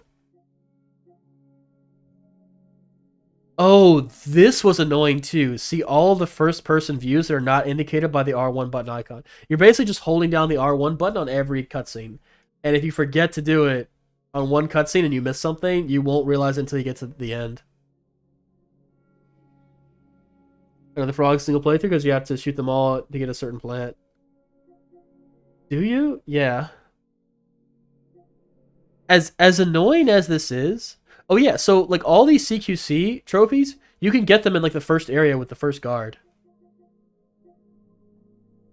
What's annoying though is you have to play with a PS3 controller because the PS4 and the PS5 controllers don't recognize pressure sensitivity with the buttons. So for whatever reason, the CQC in Metal Gear Solid 3 and the holdup in Metal Gear Solid 2 works on the amount of pressure you apply to the button, which thankfully never caught on and never became a thing. So you have to play with a PS3 controller. Otherwise, I think you literally can't get one of these trophies. I forget which one it is. It might be CQC interrogate an enemy. So if you hold down the button all the way, he'll slit his throat.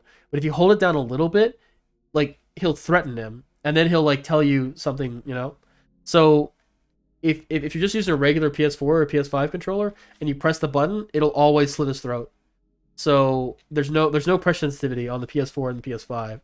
So if you decide to play this game on the PS4, this is like literally impossible. You have to play with the PS3 controller. They've never released Metal Gear Solid 3 for PS4 or PS5. If they did, they probably had to change that control scheme because it just wouldn't work on PS4 or PS5 controllers. Pressure sensitivity, I like the concept. I didn't. I mean, I guess the idea is that if you're in a hurry or you're rushing, you have to like calm down and like slowly do it. Like,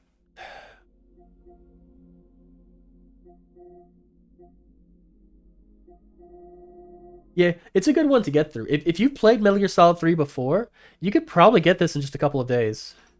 It depends on how many of the cutscenes you skip. But these are kind of annoying. Okay, so I think Markhor. Okay, I want to say Markhor is you maybe ate every animal. Played on the OG Fat PS. Oh, excuse me. Nice. What was Markhor? Maybe Markhor was you eat every animal. Markhor rank MGS. What was it?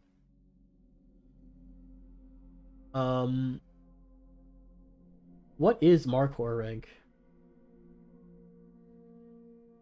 You will need to capture very rare special animals in order to get Markhor rank. Okay, you have to capture all 48 plants and animals. Holy shit. 44 animals, 4 plants. You have to capture the legendary Shutsunoko, Hive of the Pain's Hornets, the End's Parrot, and the 3 snakes, Solid, Liquid, and Solidus. Play on a new game, setting like normal with game setting I like MGS3. Have either at least 1 or 2 alerts, kills, or continues. Oh, fuck. Damn. Oh, okay. Okay, so it's a bit more challenging than that. Okay. Maybe King of the Jungle is more difficult thing, because you can only have 1 or 2 alerts, kills, or continues. Oh, shit. But you can have as many saves as you want. Damn, Markhor is no joke. I thought Markhor was just you have to... Fucking hell. I'm sorry. I thought the Markhor was just you had to, like, capture every animal. You had to capture everything. The death scene mission does not count as a death. Oh, you're talking about the sorrow. And maybe Metal Gear Solid 3 is worth a replay. I had a blast getting these. So this was long before I started streaming. This might have been among the first 10 platinum trophies I ever got. Was Metal Gear Solid 3. It might have been like the first 5. I don't remember what order I got these things in. Let's see what's below it. Okay, it was probably amongst the first 10. Okay, maybe barely the first 10. You die during the start doesn't count as an act. Oh, you mean if you actually die? Well, because it's all in Snake's head, isn't it? Yeah, because it's supposed to be a dream sequence, or is it? I like how nothing is... So, what I like about MGS 1 through 3 is they don't really explain how the supernatural stuff works, you know what I mean? Like, they don't explain why Psycho Mantis is a psychic. They don't explain why Liquid's arm can take over Ocelot. They don't explain how the Cobra unit can do what they can do. They don't explain anything about Volgin and like why he can do what he can do. They don't explain any of that. Like, they're just like, hey, this is how it is, and it's almost treated as like normal, you know? It's I like that. They just don't explain how it works, right? And I love how there's a line of dialogue in Metal Gear Solid 1 where Kenneth Baker says something like, "Oh, me and the DARPA chief have special implants to stop psychics from reading our minds." You know, like it's such a common thing that there's like ways to like avoid it. You know what I mean? Like it implies to me that there's like psychics everywhere, and like psychics are real in the Metal Gear Solid universe, and people with these like top level codes have to have these like things in their brain to stop psychics from reading them. I thought that was a very interesting concept. Like what I got from that is that there's psychics everywhere, and Psycho Mantis is not unique. But like everything else in the series heavily implies that Psycho Mantis is like unique in some way. you know, or there's like not many like him. And thank God Metal Gear Solid 5 didn't say, oh, it was fucking parasites that allowed Psycho Mantis to do what he did, you know? There was a video Kojima did where people asked about the supernatural. All Kojima says it just worked. Yeah, it just yeah. It's like, isn't it cool? Like that. The thing about Metal Gear Solid that makes it so interesting is like there's parts of it that are very like Tom Clancy, you know, like spy thriller esque. But then all of a sudden there's just a fucking guy who can read minds and like control people. You know what I mean? And it's like cool. Or the cyborg ninja, you know? I think the cyborg ninja is explained the most out of every enemy in Metal Gear Solid 1, but everything else is just not explained. Like it's not explained how Vulcan Raven can astral project. You know, it's not explained how Decoy Octopus can like do what he does. It's not explained how Psycho Mantis is psychic and he just is. And in Metal Gear Solid 2, it's not explained how Liquid Snake can take over Revolver Ocelot's arm. I think the real answer is that Kojima really regrets killing Liquid Snake off at the end of Metal Gear Solid 1 because he's the final boss of all the other Metal Gear Solids that involve Solid Snake. Technically, the last boss maybe not. Maybe not Metal Gear Solid 2. I loved how they had Psycho Mantis. I can read your moves, change controller. Why can't I not say exactly? I love the I love the last. I love the boss send offs that happen at the end of the battles. I love the little speech that Psycho Mantis gives, like when he's about to die. He basically says, like, you know, when I was old enough, I looked into my father's mind, and I saw nothing but hatred for me, and like fear of me. And I looked into other people's minds, and they were all afraid of me. They were all like, I thought they were gonna. It's like I thought my father was gonna kill me. So he killed him first and burned down the whole village to kind of like hide what he did. And he said, like, you know, all I can see when I look into people's minds is this desire to like reproduce and like gain power over others. And he says to Snake, when I look in your mind, it's different. You're like the boss. You have nothing to live for. Like you have no future. You have like nothing you really want. You know, all you have is an enjoyment of the killing. You know, he said, compared to you, I'm not so bad. I love how much it says about Psycho Mantis, how much it says about Snake. Like I love that. Metal Gear Solid 1 is so good. So small details make the game so great. Oh yeah. I also love how Meryl's like, what was he talking about? And Snake's like, shut up. You know?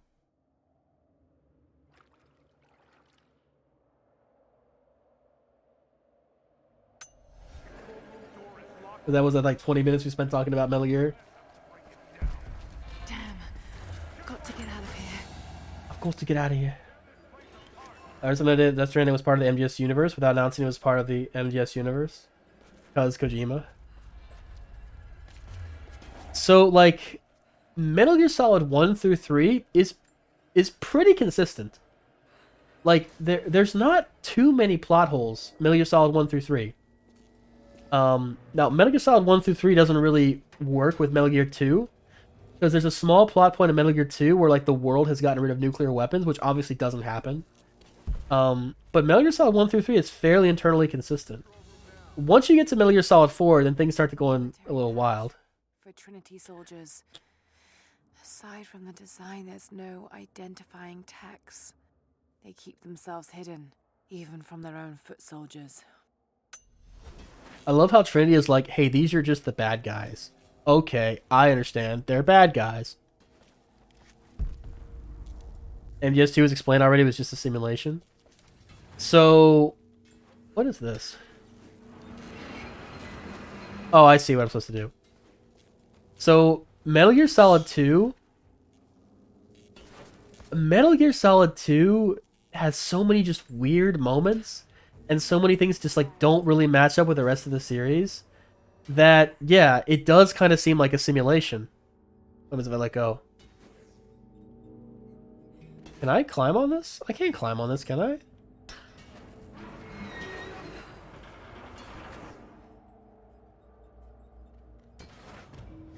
Oh, I see. Now I can swim, because it's not electrified. Got it, never mind.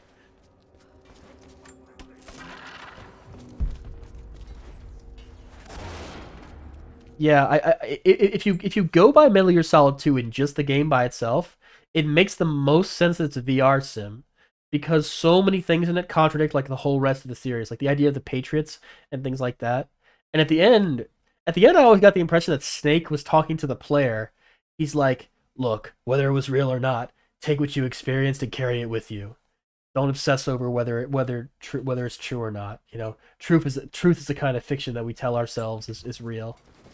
I kind of thought that was interesting. Metal Gear Solid 2 is many things, but I would not say it's the most coherent thing in the world. Fuck yeah, is that how we get a rifle?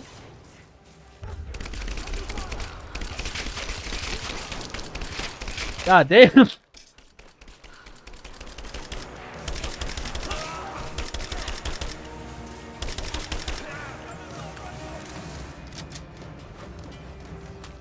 I like Metal Gear Solid 2. Metal Gear Solid 2 is probably my favorite Metal Gear because it's so weird.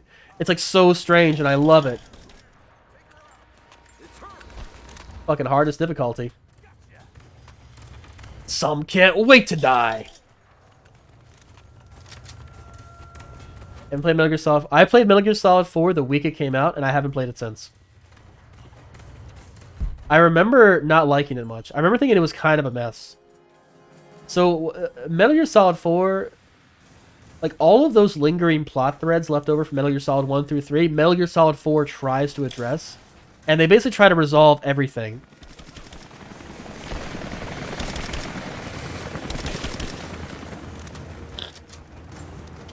Come around the corner, it's like, boom, headshot. Boom, headshot.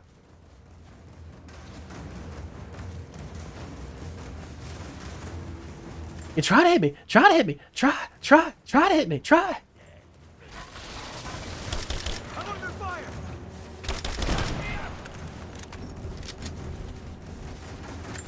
This ain't Angelina Jolie. 1 out of 10. Welcome to the stream, Demon D Harris. I like that name. Are you Monkey D. Luffy's cousin? Are we experiencing the will of D in the Kashmir Z stream? I don't know if it's on stream right now, but I have. Oh, here it is. Big fan of One Piece, as you can tell. Welcome to the stream. How you doing this Friday? What day is it? I mean, how do we know it's really Friday? You just have to trust that someone has kept count and just never, never messed up. I don't think there's really an objective way to determine what day it actually is. You just have to trust that someone just never messed up. Come on, come on. I heard the AI was pretty good. I heard it'll eventually. Oh Jesus! Oh, that's why there was a cutscene waiting for us. First of all, Julie Tomb Raider sucked. I have not seen the Angelina Jolie. I haven't seen any Tomb Raider movies.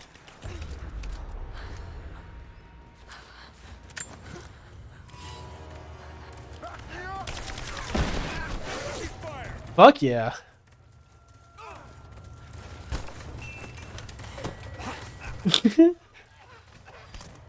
I really gotta oh man, fuck you! So they can get back up. Oh shit, I didn't know they could get back up after that. Fuck! I can imagine one day headline news says we messed up somewhere in history and we're actually wrong by like 4 days. Do yourself a favor and forget those even existed. Oh, they can't be that bad. God, I love how Laura can take like a soup can and turn it into like an explosive with apparently just... It's so annoying. It's coming through this speaker, so you're probably hearing it through the microphone.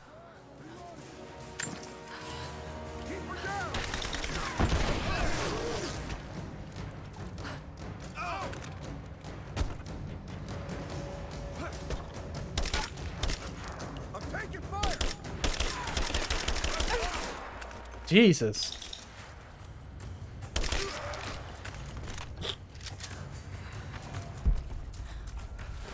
Welcome to the stream, by the way. I am Kashmir Z, and this is Platinum Pursuit, where we go after platinum trophies. And I apologize for the sophomoric nature of that banner at the top. It was originally replaced by an actual, like... Oh, fuck you.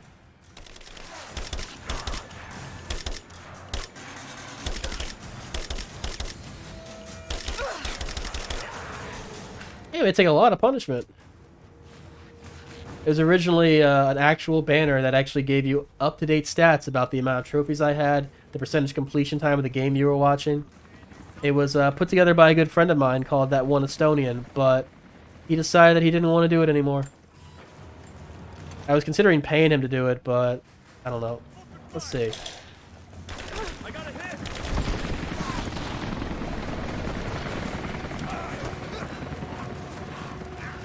I bet the other guy's gonna get up in the time it takes me to like kill this guy.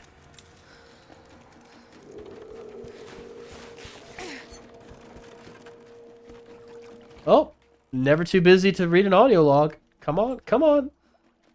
As we push deeper into the valley, I find myself Yo, how much am I gonna have to listen to Anna speak? my own mortality. These structures have been here for ages, waiting for this moment. I can feel their anticipation. The stone itself wants us to succeed. And what is there to stop us? Non-believers, the fearful, and the lost. Those that hid the source from Trinity for so long. We are the very people who would use what's hidden here as it was intended to be used. This world is too corrupt, too rotten, too sick to be saved by any means other than Trinity. We will have our army. A righteous man will lead it. Constantine will be that man.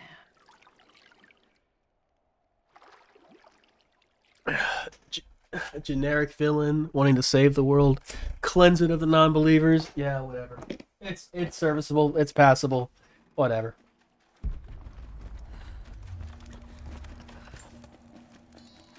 Damn.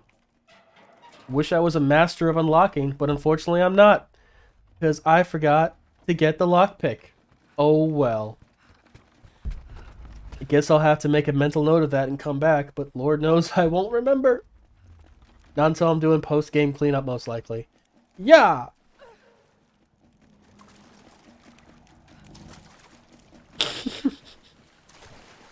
Laura, here's a lockpick. It might be useful if you, the Doctor of Unlocking, takes it with you. Just a moment. Here, have this. It's really powerful, especially against living things. The shotgun! Thank you! Demon, what's your favorite Resident Evil game? Mine, Remake. Hey, we have snow again. Jacob? Is that you, Jacob? Lara, be careful. They're everywhere. You'll run into some trouble. There he is! Laura, the camera itself is out to get you. Shit.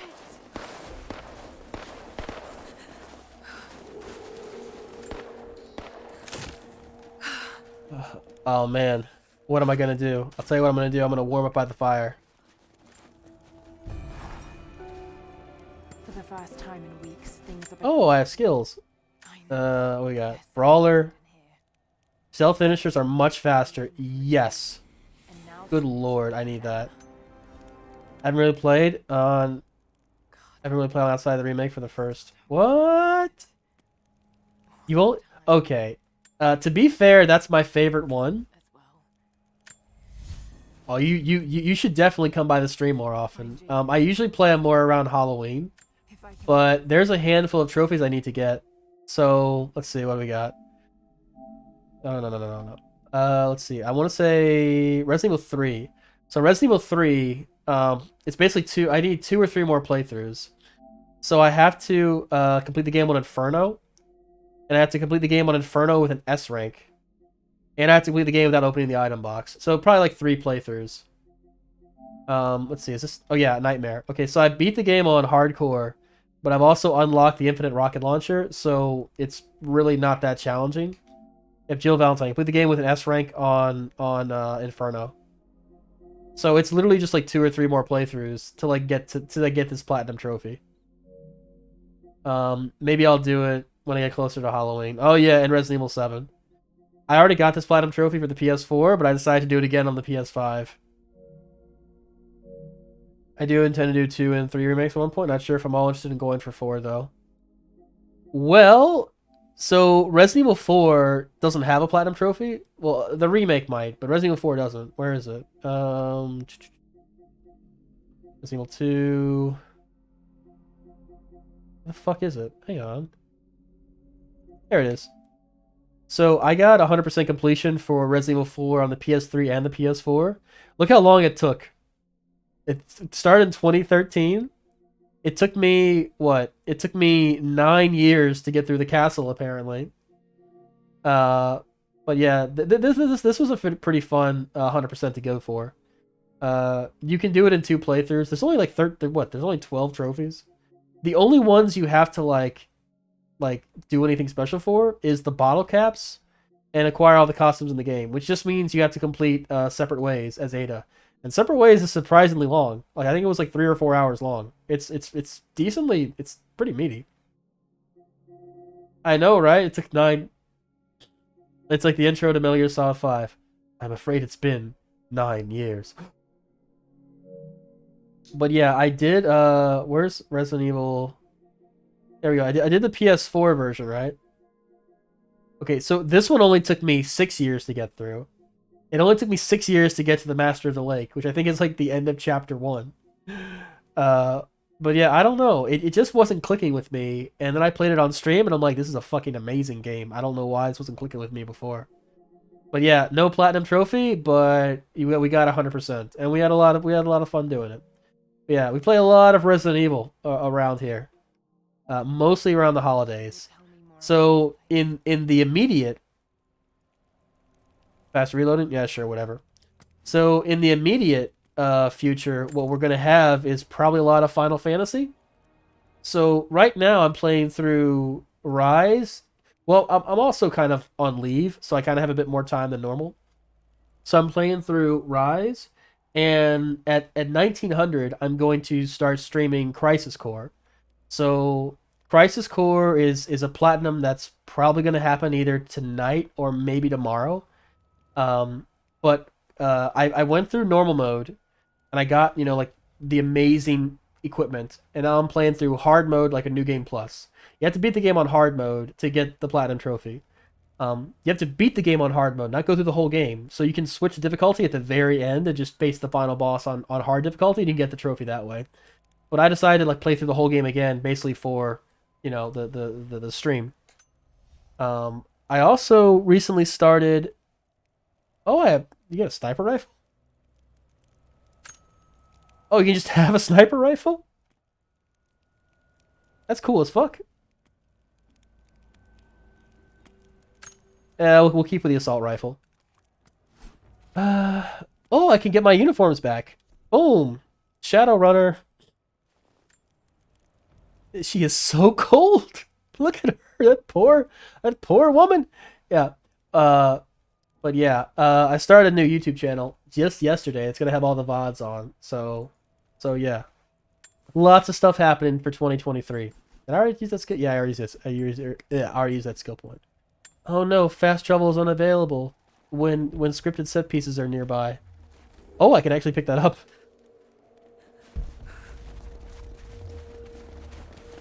Oh, time for the loading screen shimmy.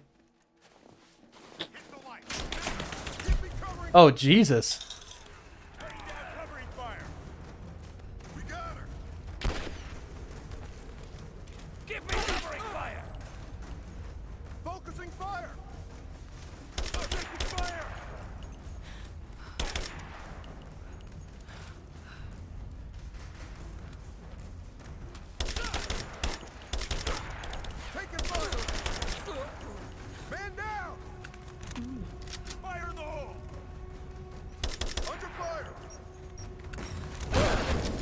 Shit. Ah, fuck this.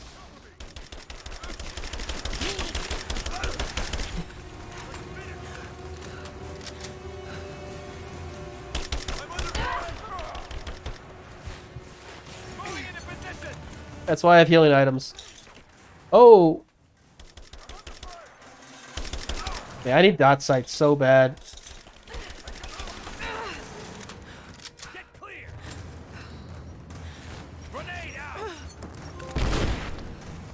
Rapid recovery.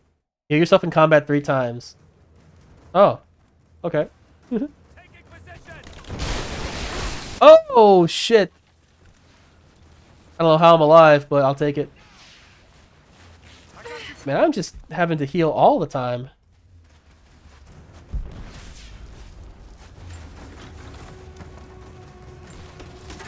Oh yeah, we're playing on the hardest difficulty. What the fuck?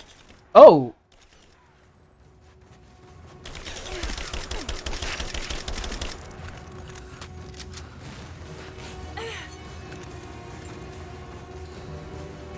Okay, luckily, we're getting more than we're using. Oh!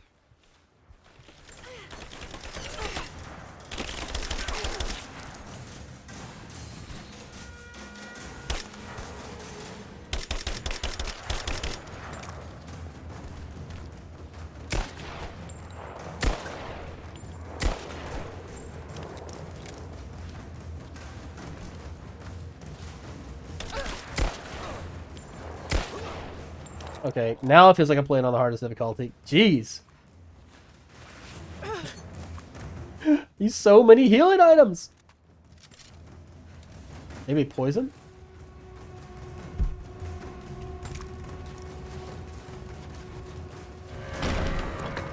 Oh, fuck. She's alone. Move out. Make it quick. Okay, can I stealth kill these motherfuckers?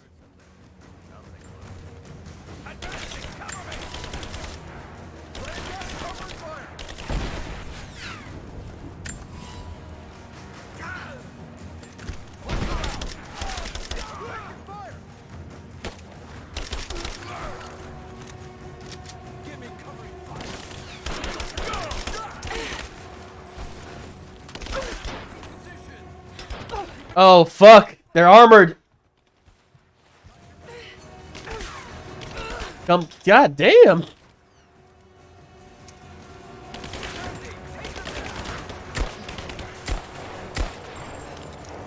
Okay, I guess I have to use explosives? How about poison? What about poison?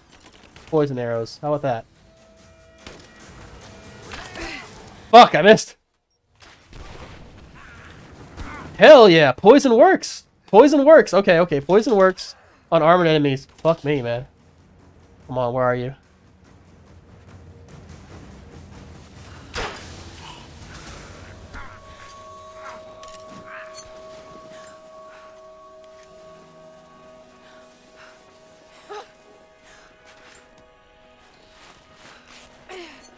Okay, I gotta figure out a better way to take out these armored enemies.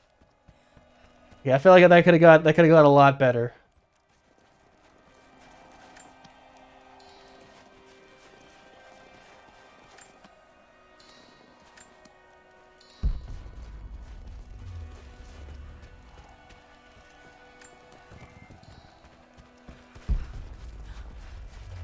That was probably the toughest combat encounter so far.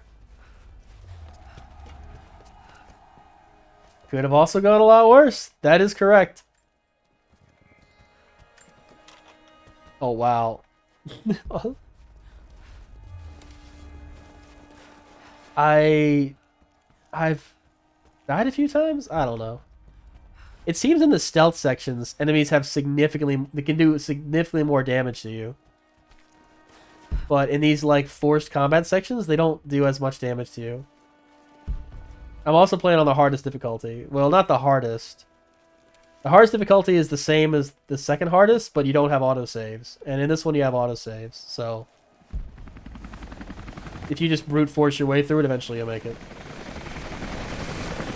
What happened here? I don't know, but he had some cloth on him.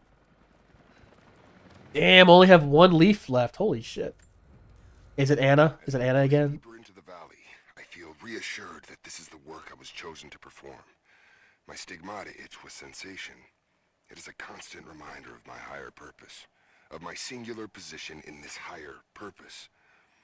I was a child, innocent of the evils of the world. Then, one night, I woke in such pain, a scream on my lips. Blood dripped from my palms when I saw it. I was terrified. It marked me. It meant something. Welcome back, Mini-Wheat. Shirk this mission anymore, then I can shirk my own hands. We almost died. We ended up using a lot of healing items, but we made it. I think I'm close to the train yard. Are you there? Sometimes 20 minutes lying down is better than a nap. Yeah, being just granted 100 hours of sleep. Damn. Yeah, you probably just need to like take it easy. A badge of rank in a military order. Trinity. That's a badass looking badge. I'm not gonna lie.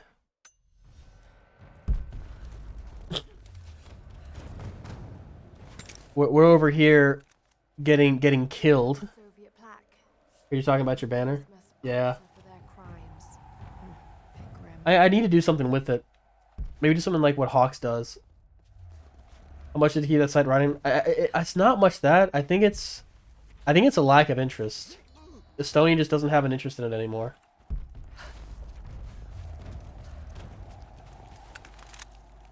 I thought about just like paying Estonian like through Patreon or something, give him like $10 a month to like keep it going. Pretty point badge could make a nice improv weapon. I know. I will be very disappointed if they don't do that later on. Okay, why can't I loot this guy? Oh, because I'm full of arrows. Okay, at the very least, they give you enough to refinish your supply between like every fight. I mean, that's like most games, right? Like if you can get through a fight without using too many resources, you're gonna have tons of resources because they're just gonna keep giving it to you because they think you use so many.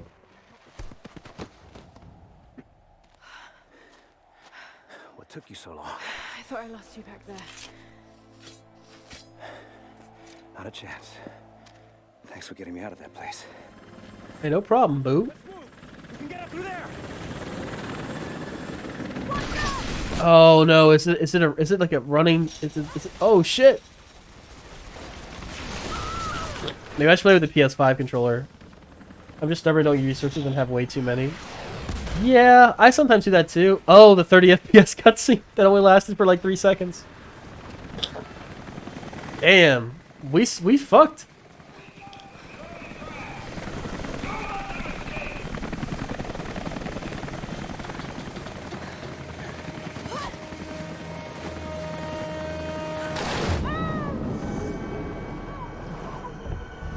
Oh shit. This would be way more oh, okay. I actually am out of a cutscene. Okay. This would be way different if I actually had some control in underwater. But this is Rise of the Tomb Raider, so I don't. You're not able to really control yourself underwater until Shadow. I actually really like the underwater areas in Shadow. You'd think a third-person underwater swimming sections would be fucking terrible. Did I just die? Oh, okay, never mind. Yeah, I do that too. In Resident Evil... So in Resident Evil 1, I finished Resident Evil 1 before with like 9 healing items, like tons of handgun bullets that I could have used, but I just didn't because I'm like, oh, I might need these later.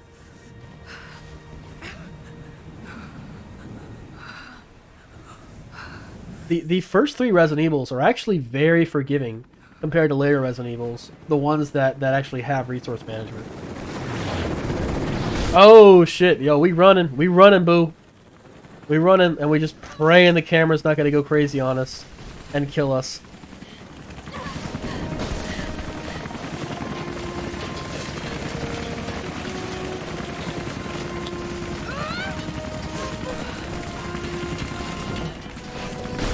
Oh damn. Oh, go. Okay, jeez. For a second, I wasn't sure what the next area was. Oh,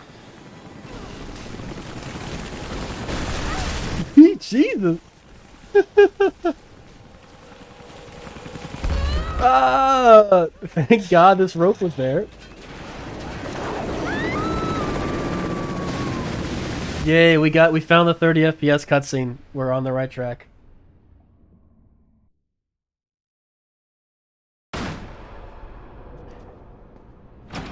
Dad, is everything all right? Dad?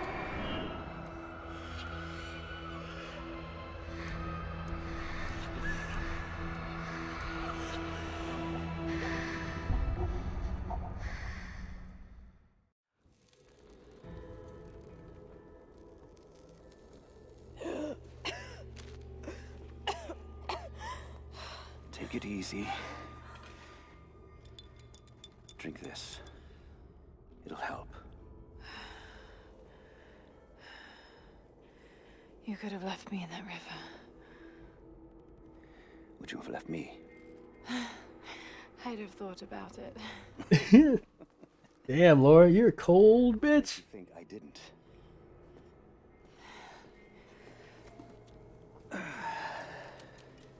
So what makes you risk so much to come here?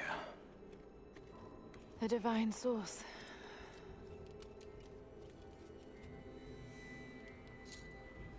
I know what you're looking for.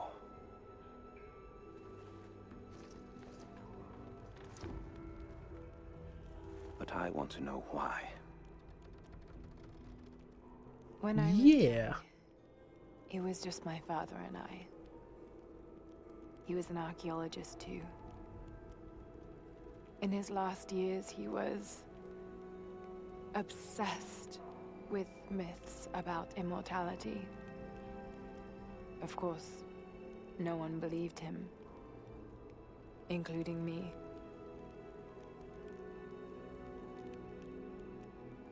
Our last conversation was a fight. He took his own life.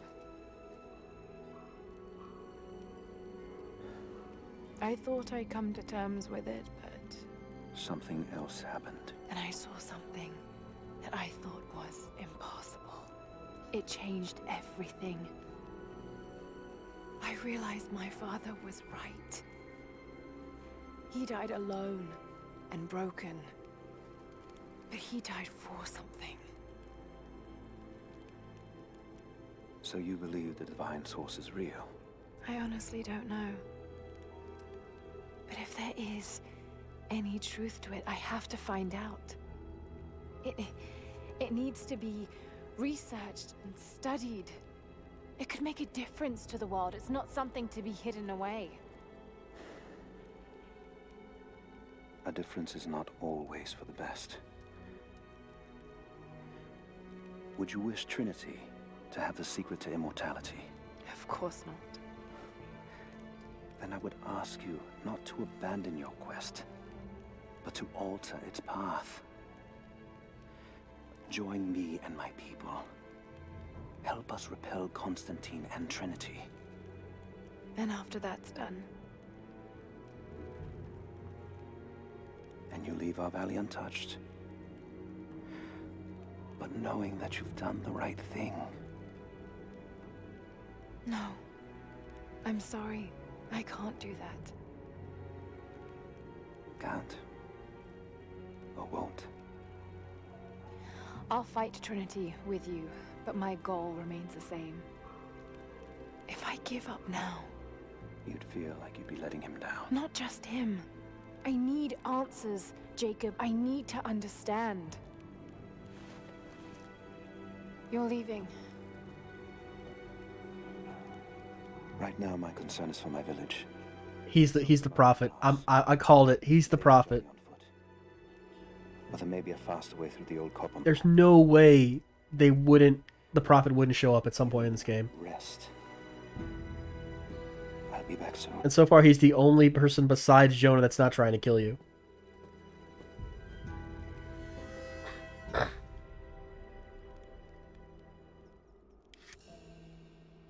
You've earned Baba Yaga, the Temple of the Witch for Rise of the Tomb Raider. Oh yeah, this is all the DLC. Jacob, are you there? Ooh, he was making sausages. Damn it. Where is he?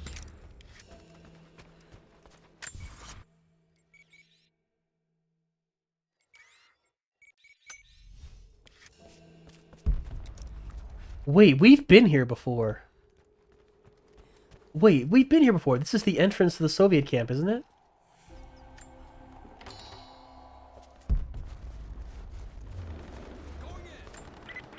Overwatch, we have contact with the native in the old sawmill. We wounded her, but it looks like they set traps around the perimeter. Alright, what are we gonna get? What are we gonna get? What are we gonna get? Alone again. Jacob's gone ahead. We've only got one thing? Hang on a second, what do we got? I can't quite... Give all handheld items an increased detonation range. That could be interesting.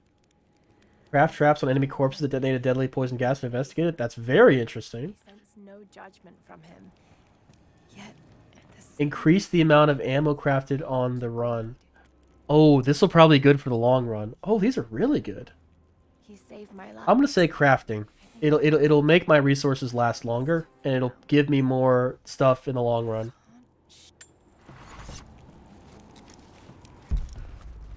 Wait, what? What am I wearing right now? Did it reset my outfit? Oh yeah, it did. Oh yeah, outfits. For some reason, outfits are in weapons. Like, I don't know why they did that, but okay. Okay, what do we need? Increase carrying capacity.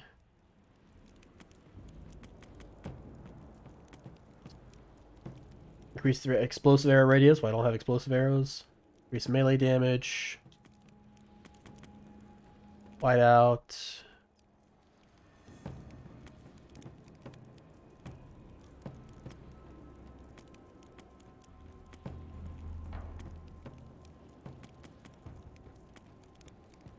What is Greek fire? What the fuck is that? Let's do Hope's Bastion. No, let's do Apex Predator. No. Nightshade. Yeah. Chance of looting an exotic animal resource from a common animal. There we go. Alright, let's... Wait, is there a coin cache over here? Where's this coin cache?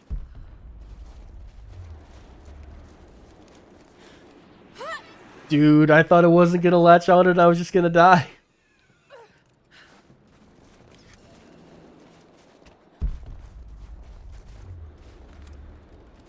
Don't shoot. I'm with Jacob. He told us to wait for you, but these bastards found us first. You couldn't let me loot them, though? They probably had some interesting resources on them. Yo. Can you give me the lockpick? Oh, God. Are you alright? I'll live. But I need a safe place to rest, in case the invaders return. There's a cave across the bridge over there. A wolf den. They won't look there, but I can't clear it out on my own. Not like this. If you could kill them, we'll have a safe place to regroup. I might even have something for that pistol of yours. Can you help us? Sure. Yes, of course. Stay out of sight. I'll be back. Isn't that the same guy that's supposed to give me the lockpick? I hope the lockpick is not a permanently missable item. Alright, where's this cave? Boom. It would not be appropriate for the master of unlocking to be without ways to unlock things. And I'm running low on them healing leaves or whatever the fuck they're called.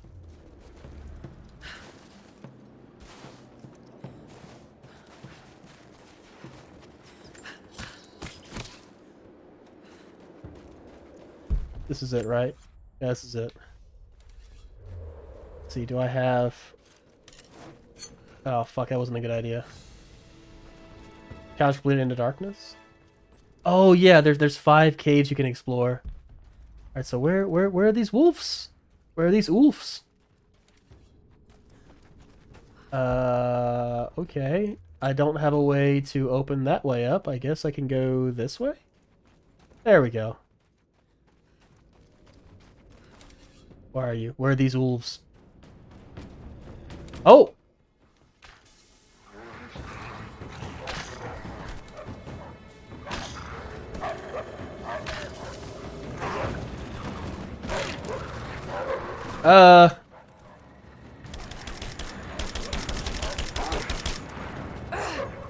Fuck.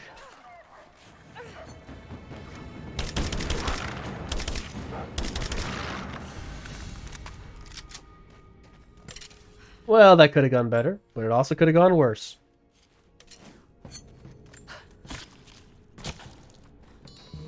Yay! I got rare pelts! Yo, that might be all the rare pelts I need for the rest of the game. Ooh, we got 8 rare pelts. What else is in here? And all this shit that I can't burn because I don't have fire arrows. I assume that's what I need to get past these things. Damn, they just put these things everywhere. Fuck. That's like 5 or 6 just right there. Oh, the camera. Camera's having a seizure. Oh, yeah, that's right. There was one back here. Come on, exotic pelts. Ooh, we got... This might be all the exotic pelts we need. I'm a sucker for upgrading items. I don't know, there's such minor upgrades, they almost like don't even matter, but I'm a sucker for them, what can I say? Hey man, I done killed all them wolves for you. But I gotta collect me some wood, because for some reason wood is like the rarest thing to find. And I need wood to make my campsites, and thereby make my fast travel points. Alright, dude. Is it safe? It's secret and it's safe. If you head there now, you'll be safe. Thank you. Here, take this. Ever need some wood every now and then? I agree. But you weren't the one who needed it. Okay. Weapon attachments are gun-specific pieces of equipment that are added to weapons to modify their behavior and abilities. Alright, can I climb up this thing? Missions are always available until completed. Okay, I'm guessing once I turn away, he'll disappear and he'll be in that cave, and I have to go back to the cave to find his ass. But I'm assuming. Do not let the target slip away. We need to know why they were following properly. Alright, where in the hell... Oh shit. Run into any more resistance along the way, but find the native. We need to get some answers. Hostile spotted! She's there! Fuck! Oh, what the fuck? Fire in the hole! Oh, I'm literally, I'm out of healing items. Damn, I'm sucking. Camera probably didn't help either. But what are you gonna do?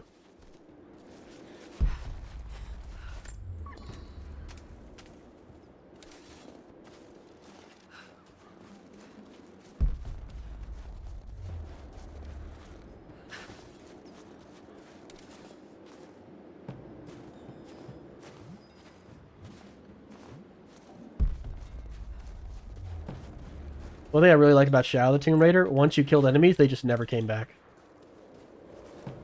It was kind of annoying for trophy purposes. Alright, where are you? Where's the bad dudes? Are you bad enough, dude, to go find the divine source? Maybe I should consider a different means of attacking these guys, like not bows and arrows. Get clear!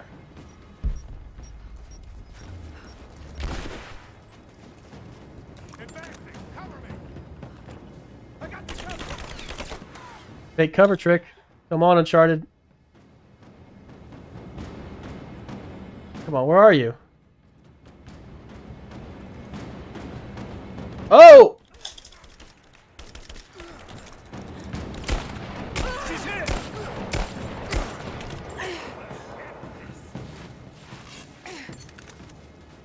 Get clear!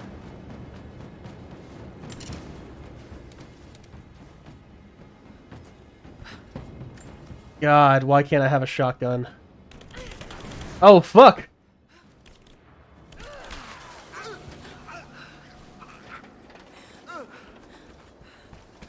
Got to be hiding in here somewhere. Maybe there's a trail. They must still be hiding in here. Blood. They're hurt. Oh! I'm not with Trinity.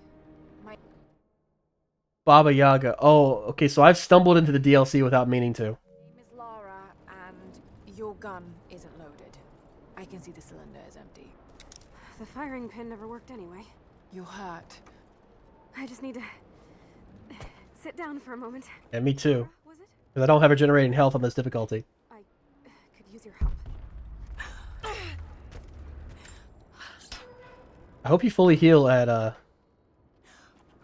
I hope you fully heal at campsites. I've never noticed, but I definitely need that. Come on, please have some resources on you.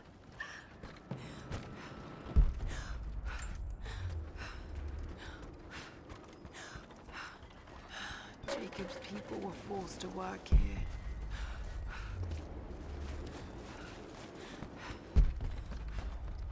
Lara, you're back. Can you help me? What can I do? My grandfather snuck out of the village in the night. I think he's headed for the Wicked Vale, where the witch Baba Yaga lives. I was Baba Yaga. up with him when the invaders caught me. Before I was born, the witch killed my grandmother. Grandpa always talked about revenge, but I never thought. Man, I barely know you. Why are you trauma dumping on me? Jeez. I'm in no condition to go myself. We have to find him. New outfit and bow. Yeah, sure. I'll head out that way and see if I can pick up his trail. I'm half dead with no healing items. I'm in perfect condition to help save your whatever. A good trauma dump is good for the soul. Feels too much like some first dates I've had.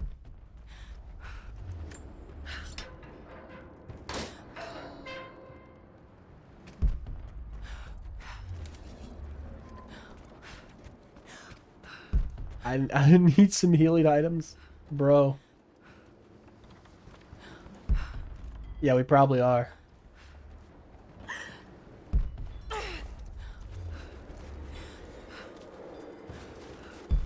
Yo, I need healing items. Are healing items finite? Do they grow back eventually? Okay, thank God, Jesus. All right, I need a campsite. I have a feeling you fully heal at campsites, although I don't know if you do or not. Where is a fucking campsite?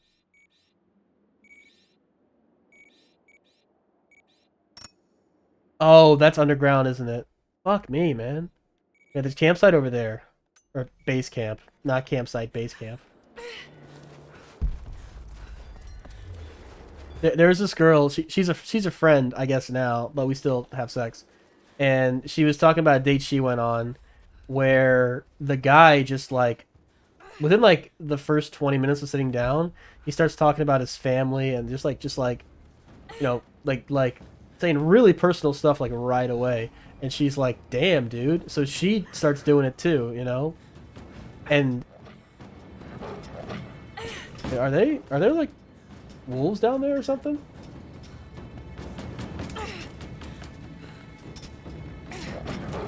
I need leaves too, really bad. Okay, I bet you... Okay, I think I'm healed. I think I healed myself. Bro, we got 2 skill points? Bro. Alright, let's... Is there anything that decreases the damage we take? Dodge counter. I'm probably going to want to take that, but not just yet. Bandage wounds more quickly. I mean...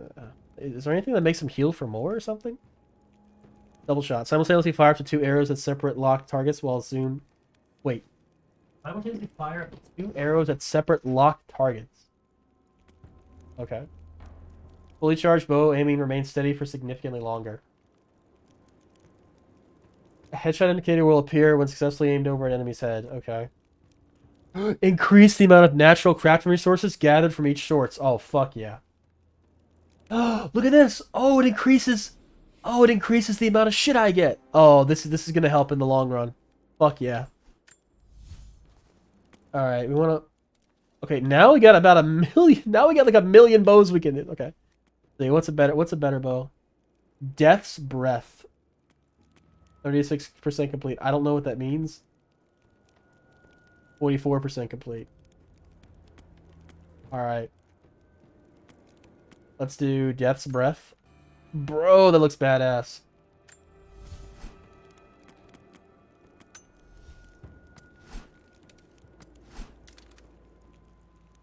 Give more shit or make it easier to find shit? Yep.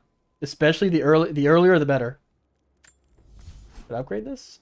Padded stock, recoil. Yes, recoil stability. Fuck yeah, we need that.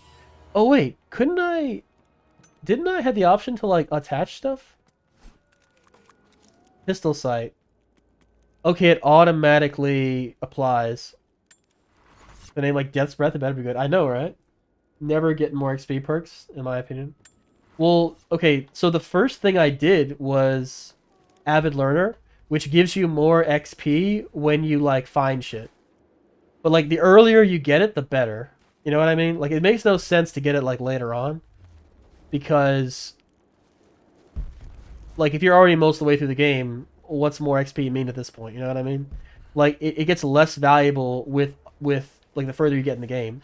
But if it's like the very first thing you get, then hell yeah, you know. All right. There was something up here that I could use the rope arrows on. I forget what it is. I don't know how much these perks actually help me. Okay. So. Alright. Where's the other rope thing? Well, I take it back. Games with finite leveling. Yeah. Okay, where's the thing I can link with this thing? Is it this? It's not that. Where's the thing that I can link with this thing? Oh. It's that thing, and only that thing. Okay.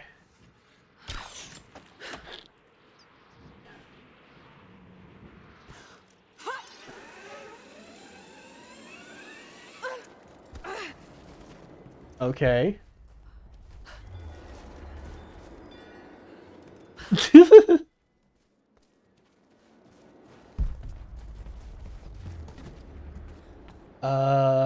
Is this a place I couldn't get to normally? It is! Oh, can I make that jump? See if I can make this jump. Can't remember, is this the second or third? This is the second. Ah! Fuck! Damn it! Oh, it's gonna be a pain in the ass to get up there, isn't it? Yeah, this is the second. Okay, now what?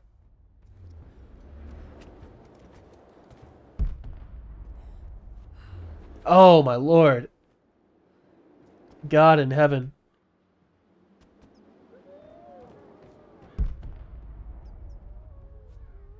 Don't stand here too long. The camera...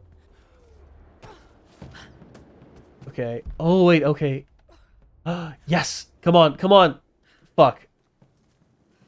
It's sometimes unclear what you're gonna swing from and what you're gonna actually, like, land on and climb up. And it's honestly kind of annoying. Okay, how the fuck do I get up there?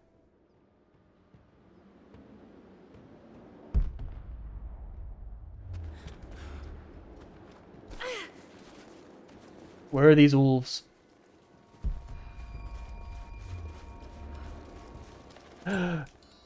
Boom! Now we get double leaves. Oh, fuck yeah. This is gonna make things way easier.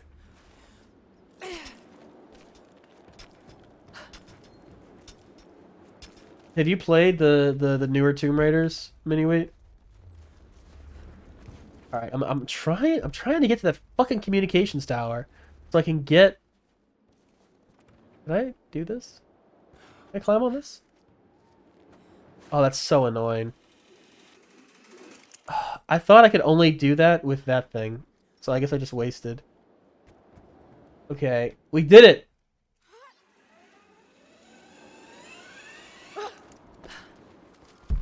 Okay. I'm pretty sure... Come on, can I jump? Oh, fuck you. Just the first one on PS4. I never put the time figure in order to play them, so I never played them. Got it. Oh, fuck me. I spent so much time getting here. What was the point? Can I... Fuck. God damn it.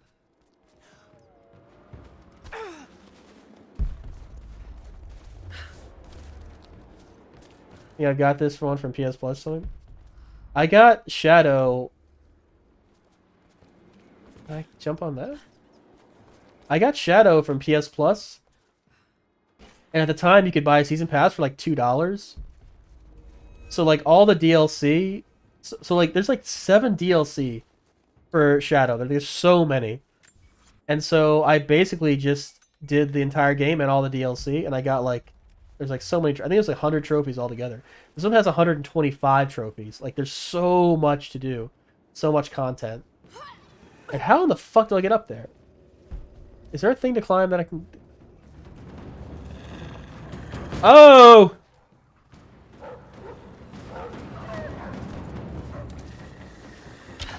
Fuck.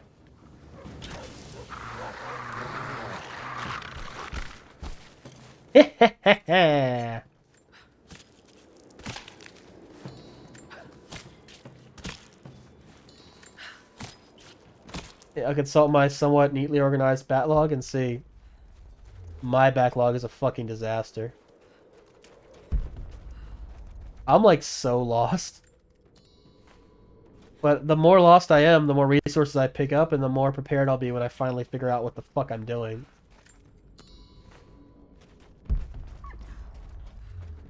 Oh! We got a map! Oh, Jesus. Neatly organized and Mini-Wheat do not go together. I've thought about doing something similar. Like, I've thought about making a channel in the Discord where I have, like, every game. So I thought about going back through, like, my backlog, like, every game I've played but never got a platinum for, and be like, okay, until I play a new game, I'm going to go back and get all these, like, old games. But I know goddamn well I wouldn't abide by that. Like, Final Fantasy 16 comes out, I'm playing it.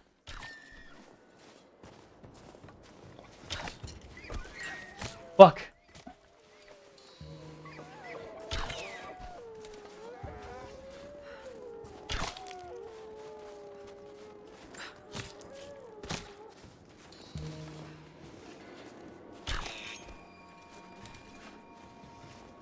Fucking deer apocalypse going on right here.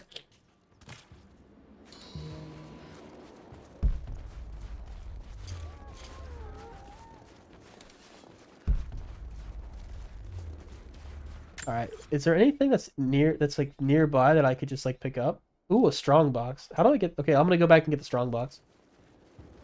You do have Rise and Shadow? Oh! Have you played... So this is only the second Tomb Raider game I've ever played, like, in my life. What the fuck? Are they up there? What the... Are they in the sky? Are these things in the sky? What the fuck? Oh my god.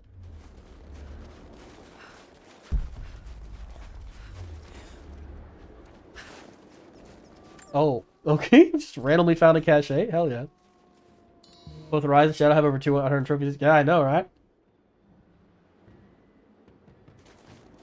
So Shadow, the DLC for Shadow is basically just like extra challenge tombs. And the extra challenge tombs can all be done. You can knock out a DLC in like an hour or two. And there's a gold trophy in it, you know? So in terms of like, what's up? Oh fuck. I thought there was like there's a wolf coming out of my... I thought I saw a wolf coming out the corner of my eye. Alright, I've already maxed out on feathers. Maybe I should actually do something instead. Let's see. There's a survival cache. Let's go get that. Unless it also happens to be in the fucking sky.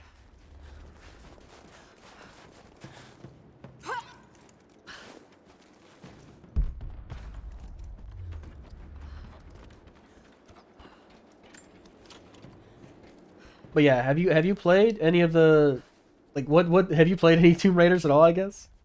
I never played them when they were like really big on PlayStation or anything like that.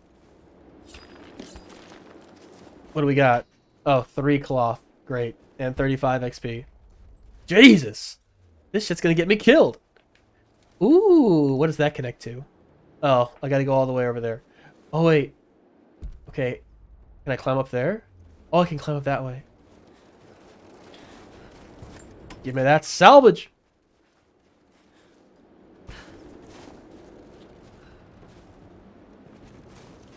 I'm assuming there's a trophy for upgrading everything, so... The more shit I find, the better. Okay, how do I get up there? Okay, so I'm gonna go down here.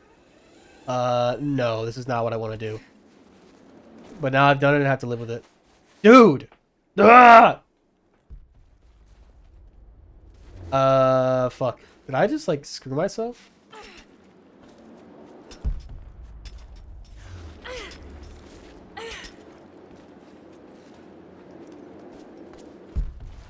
Oh. I couldn't even tell that was a climbable thing.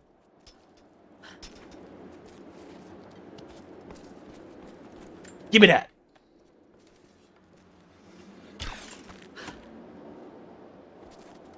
I played the first, and then I played the HD collection that came out on PS3, which is Anniversary, Legend, and Underworld. Okay, how are those? So I played... Before I played Shadow, the only experience I had with Tomb Raider was I played a demo disc that had Tomb Raider 3 on it, and I didn't like it. But like back in the day, PlayStation 1, third-person action-adventure games were like, kind of hit or miss. Fuck. I want to go this way. Boom. Thank God for survival instincts, or detective mode, or whatever the fuck it's called. Assassin vision. And there's got to be something hidden here. My Tomb Raider senses are tingling. There's got to be something hidden here. Why else would it be such a large platform?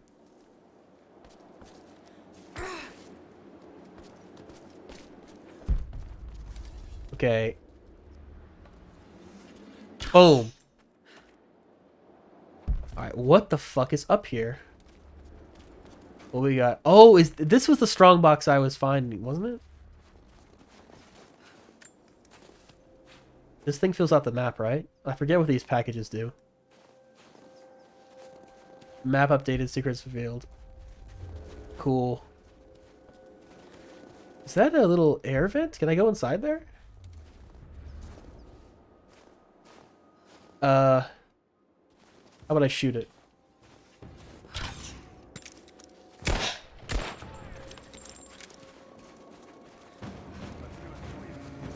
That didn't work. Maybe I'm here too early? I don't know.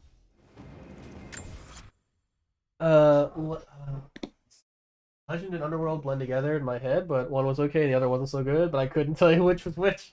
Melee it? Alright, I'll try melee it. I feel like maybe later on you get an ability that allows you to go through that. I don't know. For a semi-open world game, there's a surprising amount of abilities that allow you to, like, explore it. Is that survival cache inside? Oh, yeah, whatever. I think I might end the stream. Oh, jeez! I think I might. Oh, there's a cave down there. Oh, I didn't see that. Can I just drop down? Use explosives to destroy metal barriers. I don't fucking have explosives. Do I? I don't have explosives, do I? Alright. I gotta do the climb of shame now because I don't know what I'm doing, apparently. The game is notorious for wanting you to come back later. Yeah, it is. It's like playing a Zelda game. Even Zelda games don't do it this often. There might only be a couple things they have to come back to later on. At least the game has a decency. Oh, we get 3 woods now instead of just 2. I just had a thought pop up into my brain. What is that, survival? We're full on wood. We're full on wood. You hear me? Alright, I don't know what I'm doing. Oh, fuck me. And more so a question towards for you. Oh man. You put me on the spot, survival.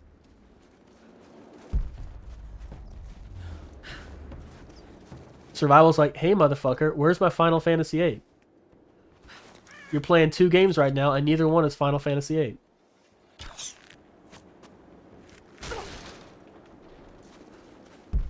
It's coming after Crisis Core. I promise.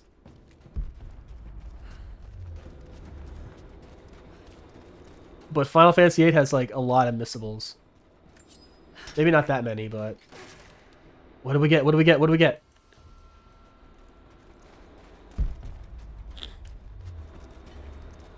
Ooh, can we crawl in?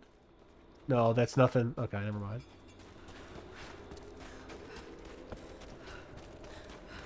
What do you think about the current situation in Ukraine, Russia? Well, I didn't expect this.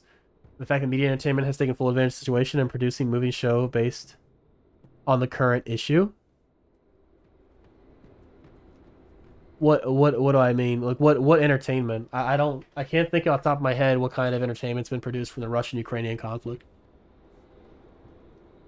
I'll say this. Russia is 100% in the wrong. Well, mostly Putin is 100% in the wrong for doing this. Like, so Putin's argument is that NATO, and by extension the US, is this like ever-expanding force. And the world is in danger of basically being a US hegemony, which is not untrue. But like for the most part, the U.S. is all about, okay, the U.S. discourages open conflict between European countries, which is basically how we get world wars. Watch Jack Ryan, the current season, talked about the situation that is taking place right now. Exactly, unexpected. This is actually kind of my job. So let me just get this out of the way. Putin is wrong for what he's doing. Putin is wrong for what he's doing. I know, like, my lady friend, the girl I spent the Christmas with is Ukrainian, and she has like a personal stake in this. But like people she's known in her family have like been killed for no other reason than that Putin wants to see the glory of the Soviet past restored, and for something as like weird as that, for something that's like I think not important at all. Like people have died, you know, like people have had their homes invaded. They've had their whole lives taken from them, you know. Like I think most people, especially, you know, most people that maybe all they have is their a couple of savings and like a house. Like it doesn't take much for your entire life to be like taken away from you. And right now, significant numbers of Ukrainian citizens have had their entire lives taken away from them, and they may never get it back. They may never recover to a point where they were before the war. And it's fucking disgusting. Like it's awful. Now we're talking about media taking advantage of the situation and producing movie shows based on the current issue. I don't have a problem with that. So it's kind of along. I promise this will make sense. It's kind of along the same argument as why are concentration camps constructed by the Nazis? Why are they still standing? They're standing because as the generations advance, it's easy to forget how like destructive World War II was, and like how many lives and families and like damn near cultures were almost ended by the Holocaust. Like the Holocaust almost seems unimaginable in like the scale of death that it really was, to the point where a lot of people don't believe it was really as bad as it was. But that's why like they have to keep standing, you know. I am not against taking advantage of the situation. I'm not against producing movies or shows based on the war. Like I'm not the biggest fan of movies that glorify war. I don't think anyone should look on war as like this like glorious thing. It's this thing that has to be done to defend your homeland. It's a thing that's always going to be a part of the human condition. But I think it's dangerous for especially young people to grow up thinking that war is a glamorous and glorious enterprise. It's really not. It destroys everything it touches. It destroys lives, it destroys like homes, it destroys families, it destroys nations. Like very few wars fought in the modern arena in like the last 100 years have been beneficial at all. Like not many. Like World War II destroyed so much and ended so much. Like basically the same thought pattern that I do. Yeah. Like I'm not one to shy away from depicting war as it actually is. War. So have you ever had the good fortune of reading All Quiet on the Western Front? I think All Quiet on the Western Front is the best chronicle of war that I've ever read. If you've never read All Quiet on the Western Front, it's written by a German soldier. It's written from the perspective of a German soldier in World War I. And it was written by a German soldier who served in World War I. He's basically writing about himself. So All Quiet on the Western Front starts out with the protagonist and his friends, and they're like 14, 15 years old in high school. and their teacher, this is like during the beginning of the First World War, probably like 1914, 1915-ish. So the protagonist's teacher is telling him about the glory of war and how glamorous it is and how it is the right thing to do to stand up for your country and heed the call of arms and march off to war and defend your country and how glorious it is and how it's the duty of every citizen to do it. And he's going on and on and on and on and on. And he basically like lights a fire in the bellies of these young boys, and they all sign up and go to war.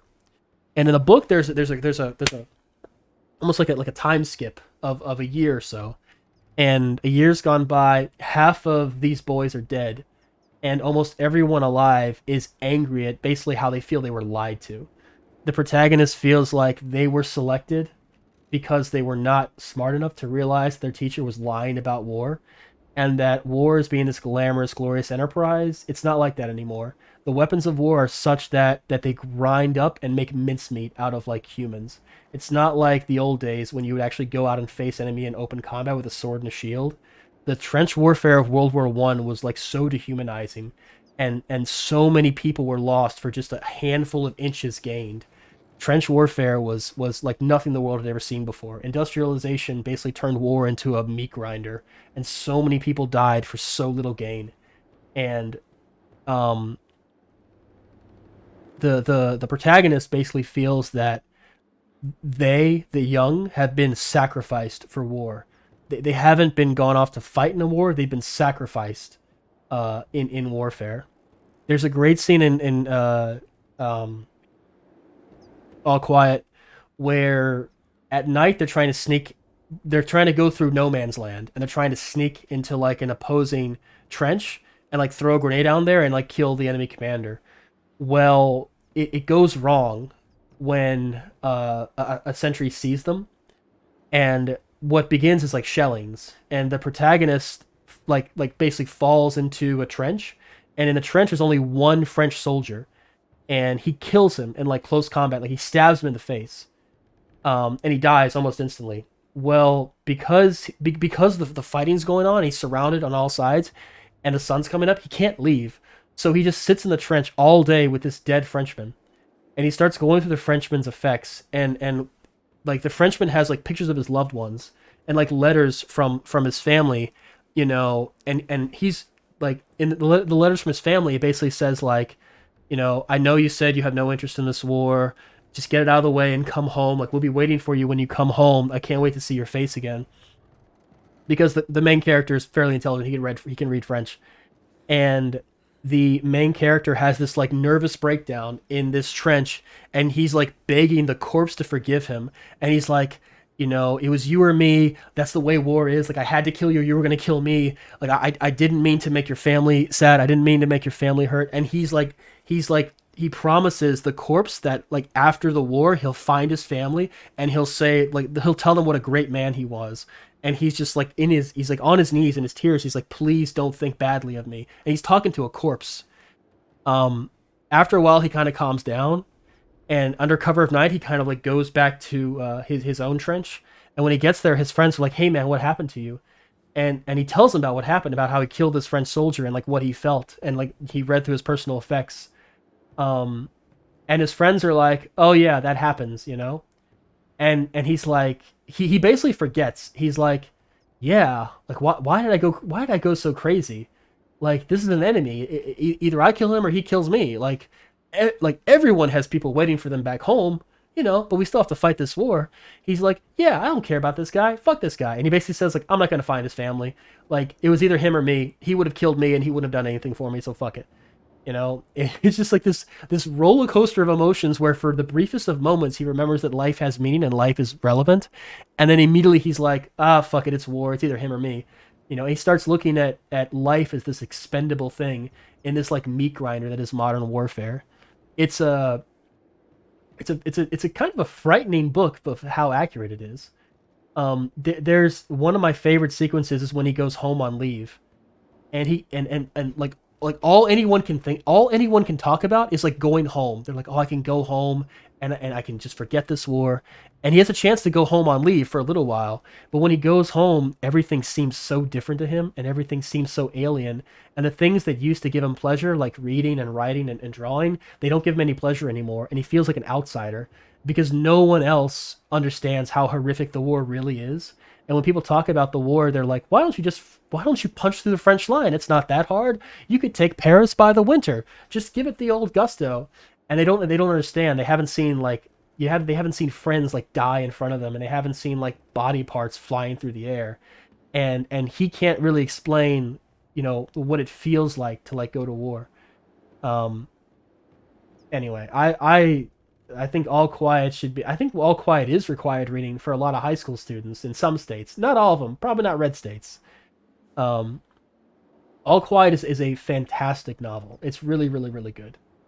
And I haven't been reading the chat, but I'll read it. I think it's important not to shy away from showing the horror without glamorizing. Otherwise, we would lose touch with how significant it was. I agree, 100%. Be honest. I think in every war there has to be a little bit of lying. Otherwise, people wouldn't fight. Now, that doesn't mean that war should never be fought, but you have to be realistic about what war is. Like, war is a last resort. War is like a failure of everything else, and now everyone's just like, someone is taking something by force, It was not about glorifying the current conflict. They were more so utilizing to progress the story of the series, which I'm all for. It's something that needs to be focused more about. It's the second TV series I've seen, though, that has brought up the Holy Shit itself. First time I ever heard of that book. Okay, let me just say that All Quiet on the Western Front does not have a happy ending. All Quiet on the Western Front is one of the most depressing, nihilistic books I've ever read in my life, and it leaves you a fucking wreck by the end of it. This is a guy that actually went through World War One. This is a guy that like has firsthand experience of like what it's like. And for those that are new in the stream, Demon, my job is a U.S. soldier. I deployed 3 times, twice to Afghanistan and once to Iraq, and I never experienced anything nearly as horrific as what those guys experienced in World War I or World War II or even Vietnam.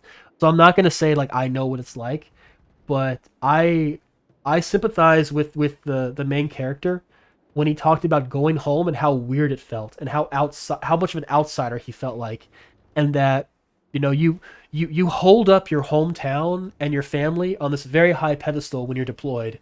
You're like, I just want to get out of here and go home and go back to where things make sense. But you're there for so long and you experience so much, it's hard to leave it all there. Like you bring home a little with it. I carry my experiences with me wherever I go. And I mean, that's just part of life. That's how people change and evolve. They carry things with them wherever they go, but sometimes you tend to glorify stuff you're familiar with in terms of like, what it's like to be home and what it's like to be, comfortable and not afraid for your life. And then when you experience it, it's sometimes not like you don't feel the way you thought you would because the person you are is different. And some people can't get used to that. Some people can't reconcile that, and that's kind of what the main character experiences when he goes home on leave. Like, he's not the same person anymore after a year of warfare. Like, he's just not the same person anymore, and he never will be. And he expects everything to be the same, including him, but it's not. So he has this very, very frustrating and not very good time at home. And then when he goes back to the line, he knows like there's like no home for him anymore, because he went home and it didn't feel like home anymore. So there's like no home for him anywhere, and it's because he doesn't understand that like that's normal and that happens. Like, people change, especially when they go off to World War One. But he was so young when he went off to war that he didn't really like. He didn't understand that there's like more to the world than outside his hometown. So that current question answer: do you think that the current conflict will lead to a new world war? You'd be like a Cold War instance type of conflict. I don't think World War III would start over Ukraine. I don't think it would. I think World War III could start over Taiwan. I think Taiwan is the most... If you wanted to point to an area right now in the world where World War III could start, I think Taiwan is your best bet, is your closest bet. I hate to say that because I myself may be in Taiwan towards the end of the year. Maybe I shouldn't have said that, but it's fucking true. A friend of mine, I don't necessarily agree with him. A friend of mine thinks that, oh no, fuck. I thought I fell, but apparently I just had to hit the hold on button. A friend of mine thinks that, A friend of mine thinks that within the next 12 to 18 months, China is going to try to take Taiwan. I don't believe that. Did I get him?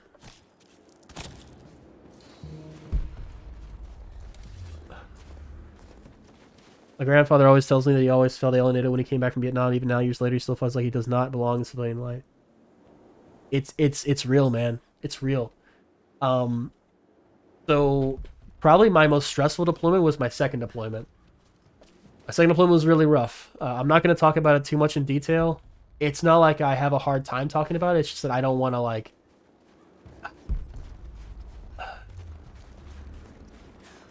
We had people die. There was a good friend of mine that died.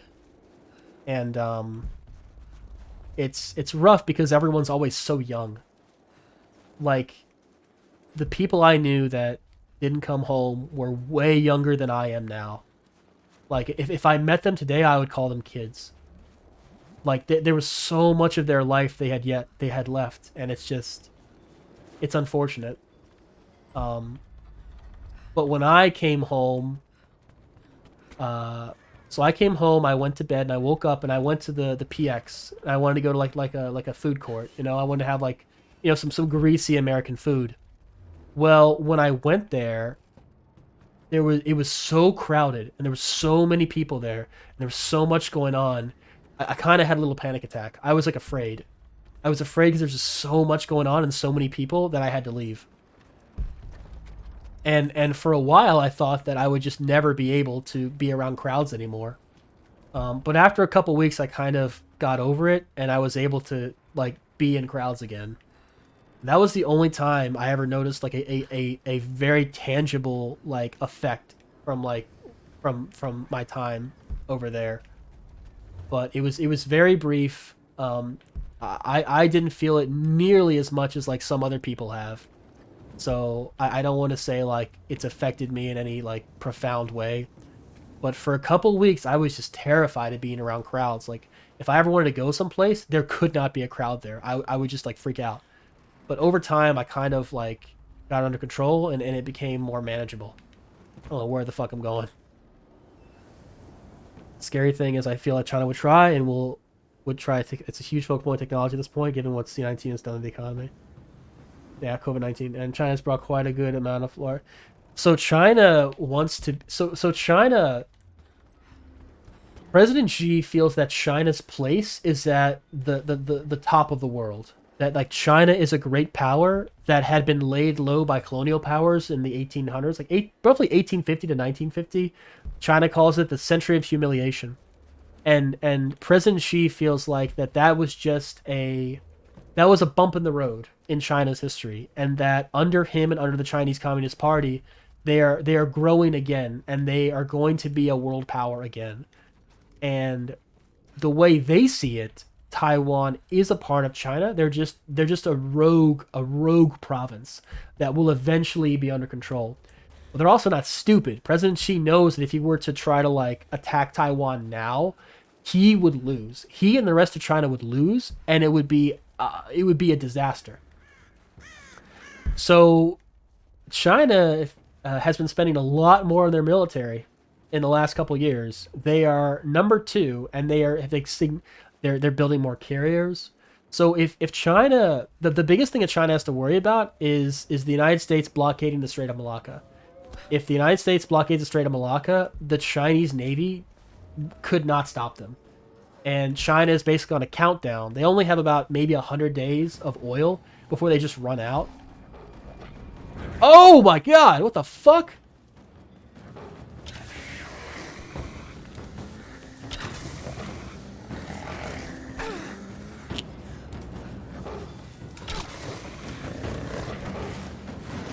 Where the fuck this guy come from?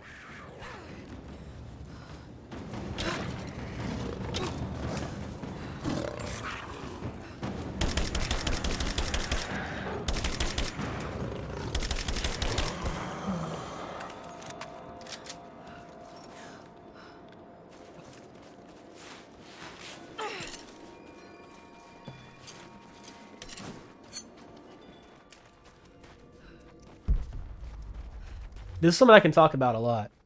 Maybe you didn't expect an answer like that. I don't know.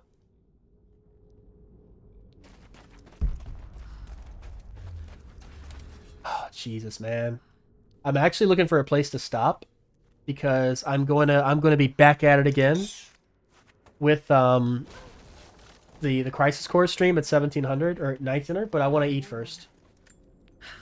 So I'm trying to find a place to save. Hopefully there's a camp in this next area. Or something in this next area. Laura, I found a radio on one of the invaders you killed. Can you hear me? Loud and clear. I can monitor the invaders. You know me very well, survival mode. I'll let you know if I hear anything useful.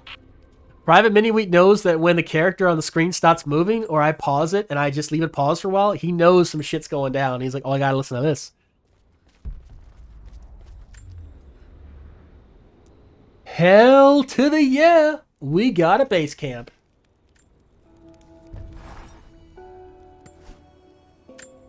Let's see about some upgrades, though. Equipment. Increases resource storage capacity. I don't know.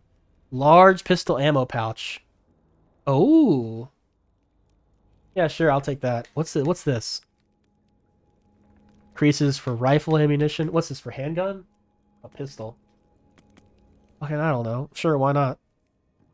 Damn, 15 pelts? Good lord. I always run out of rifle ammo. Is that the only thing I can make? Demon's still here. I thought Demon was like, man, what the fuck's going on? What can I do? Oh no, I don't. Can we do something to reduce the recoil of the assault rifle? Increased smoother firing for increased rate of fire. Fuck yeah.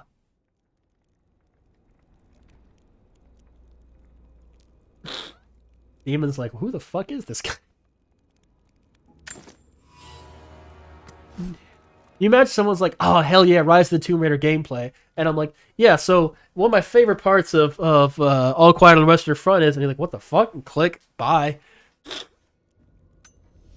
We need to get Kaz's Twitch popular so he don't go and get himself killed in China. Damn. I love how I could have made like 9 different things, but they're all so expensive. Once I make one, it's like, you're done. Alright, I think I just saved. So that's going to be it. I think we earned like 1 or 2 trophies. Yeah, look at this. Look at how much shit there is. Endurance co-op? What? Endurance co-op? Who's doing co-op with me? Alright, one of y'all. Demon, you said you had Rise. Demon, you said you had Rise.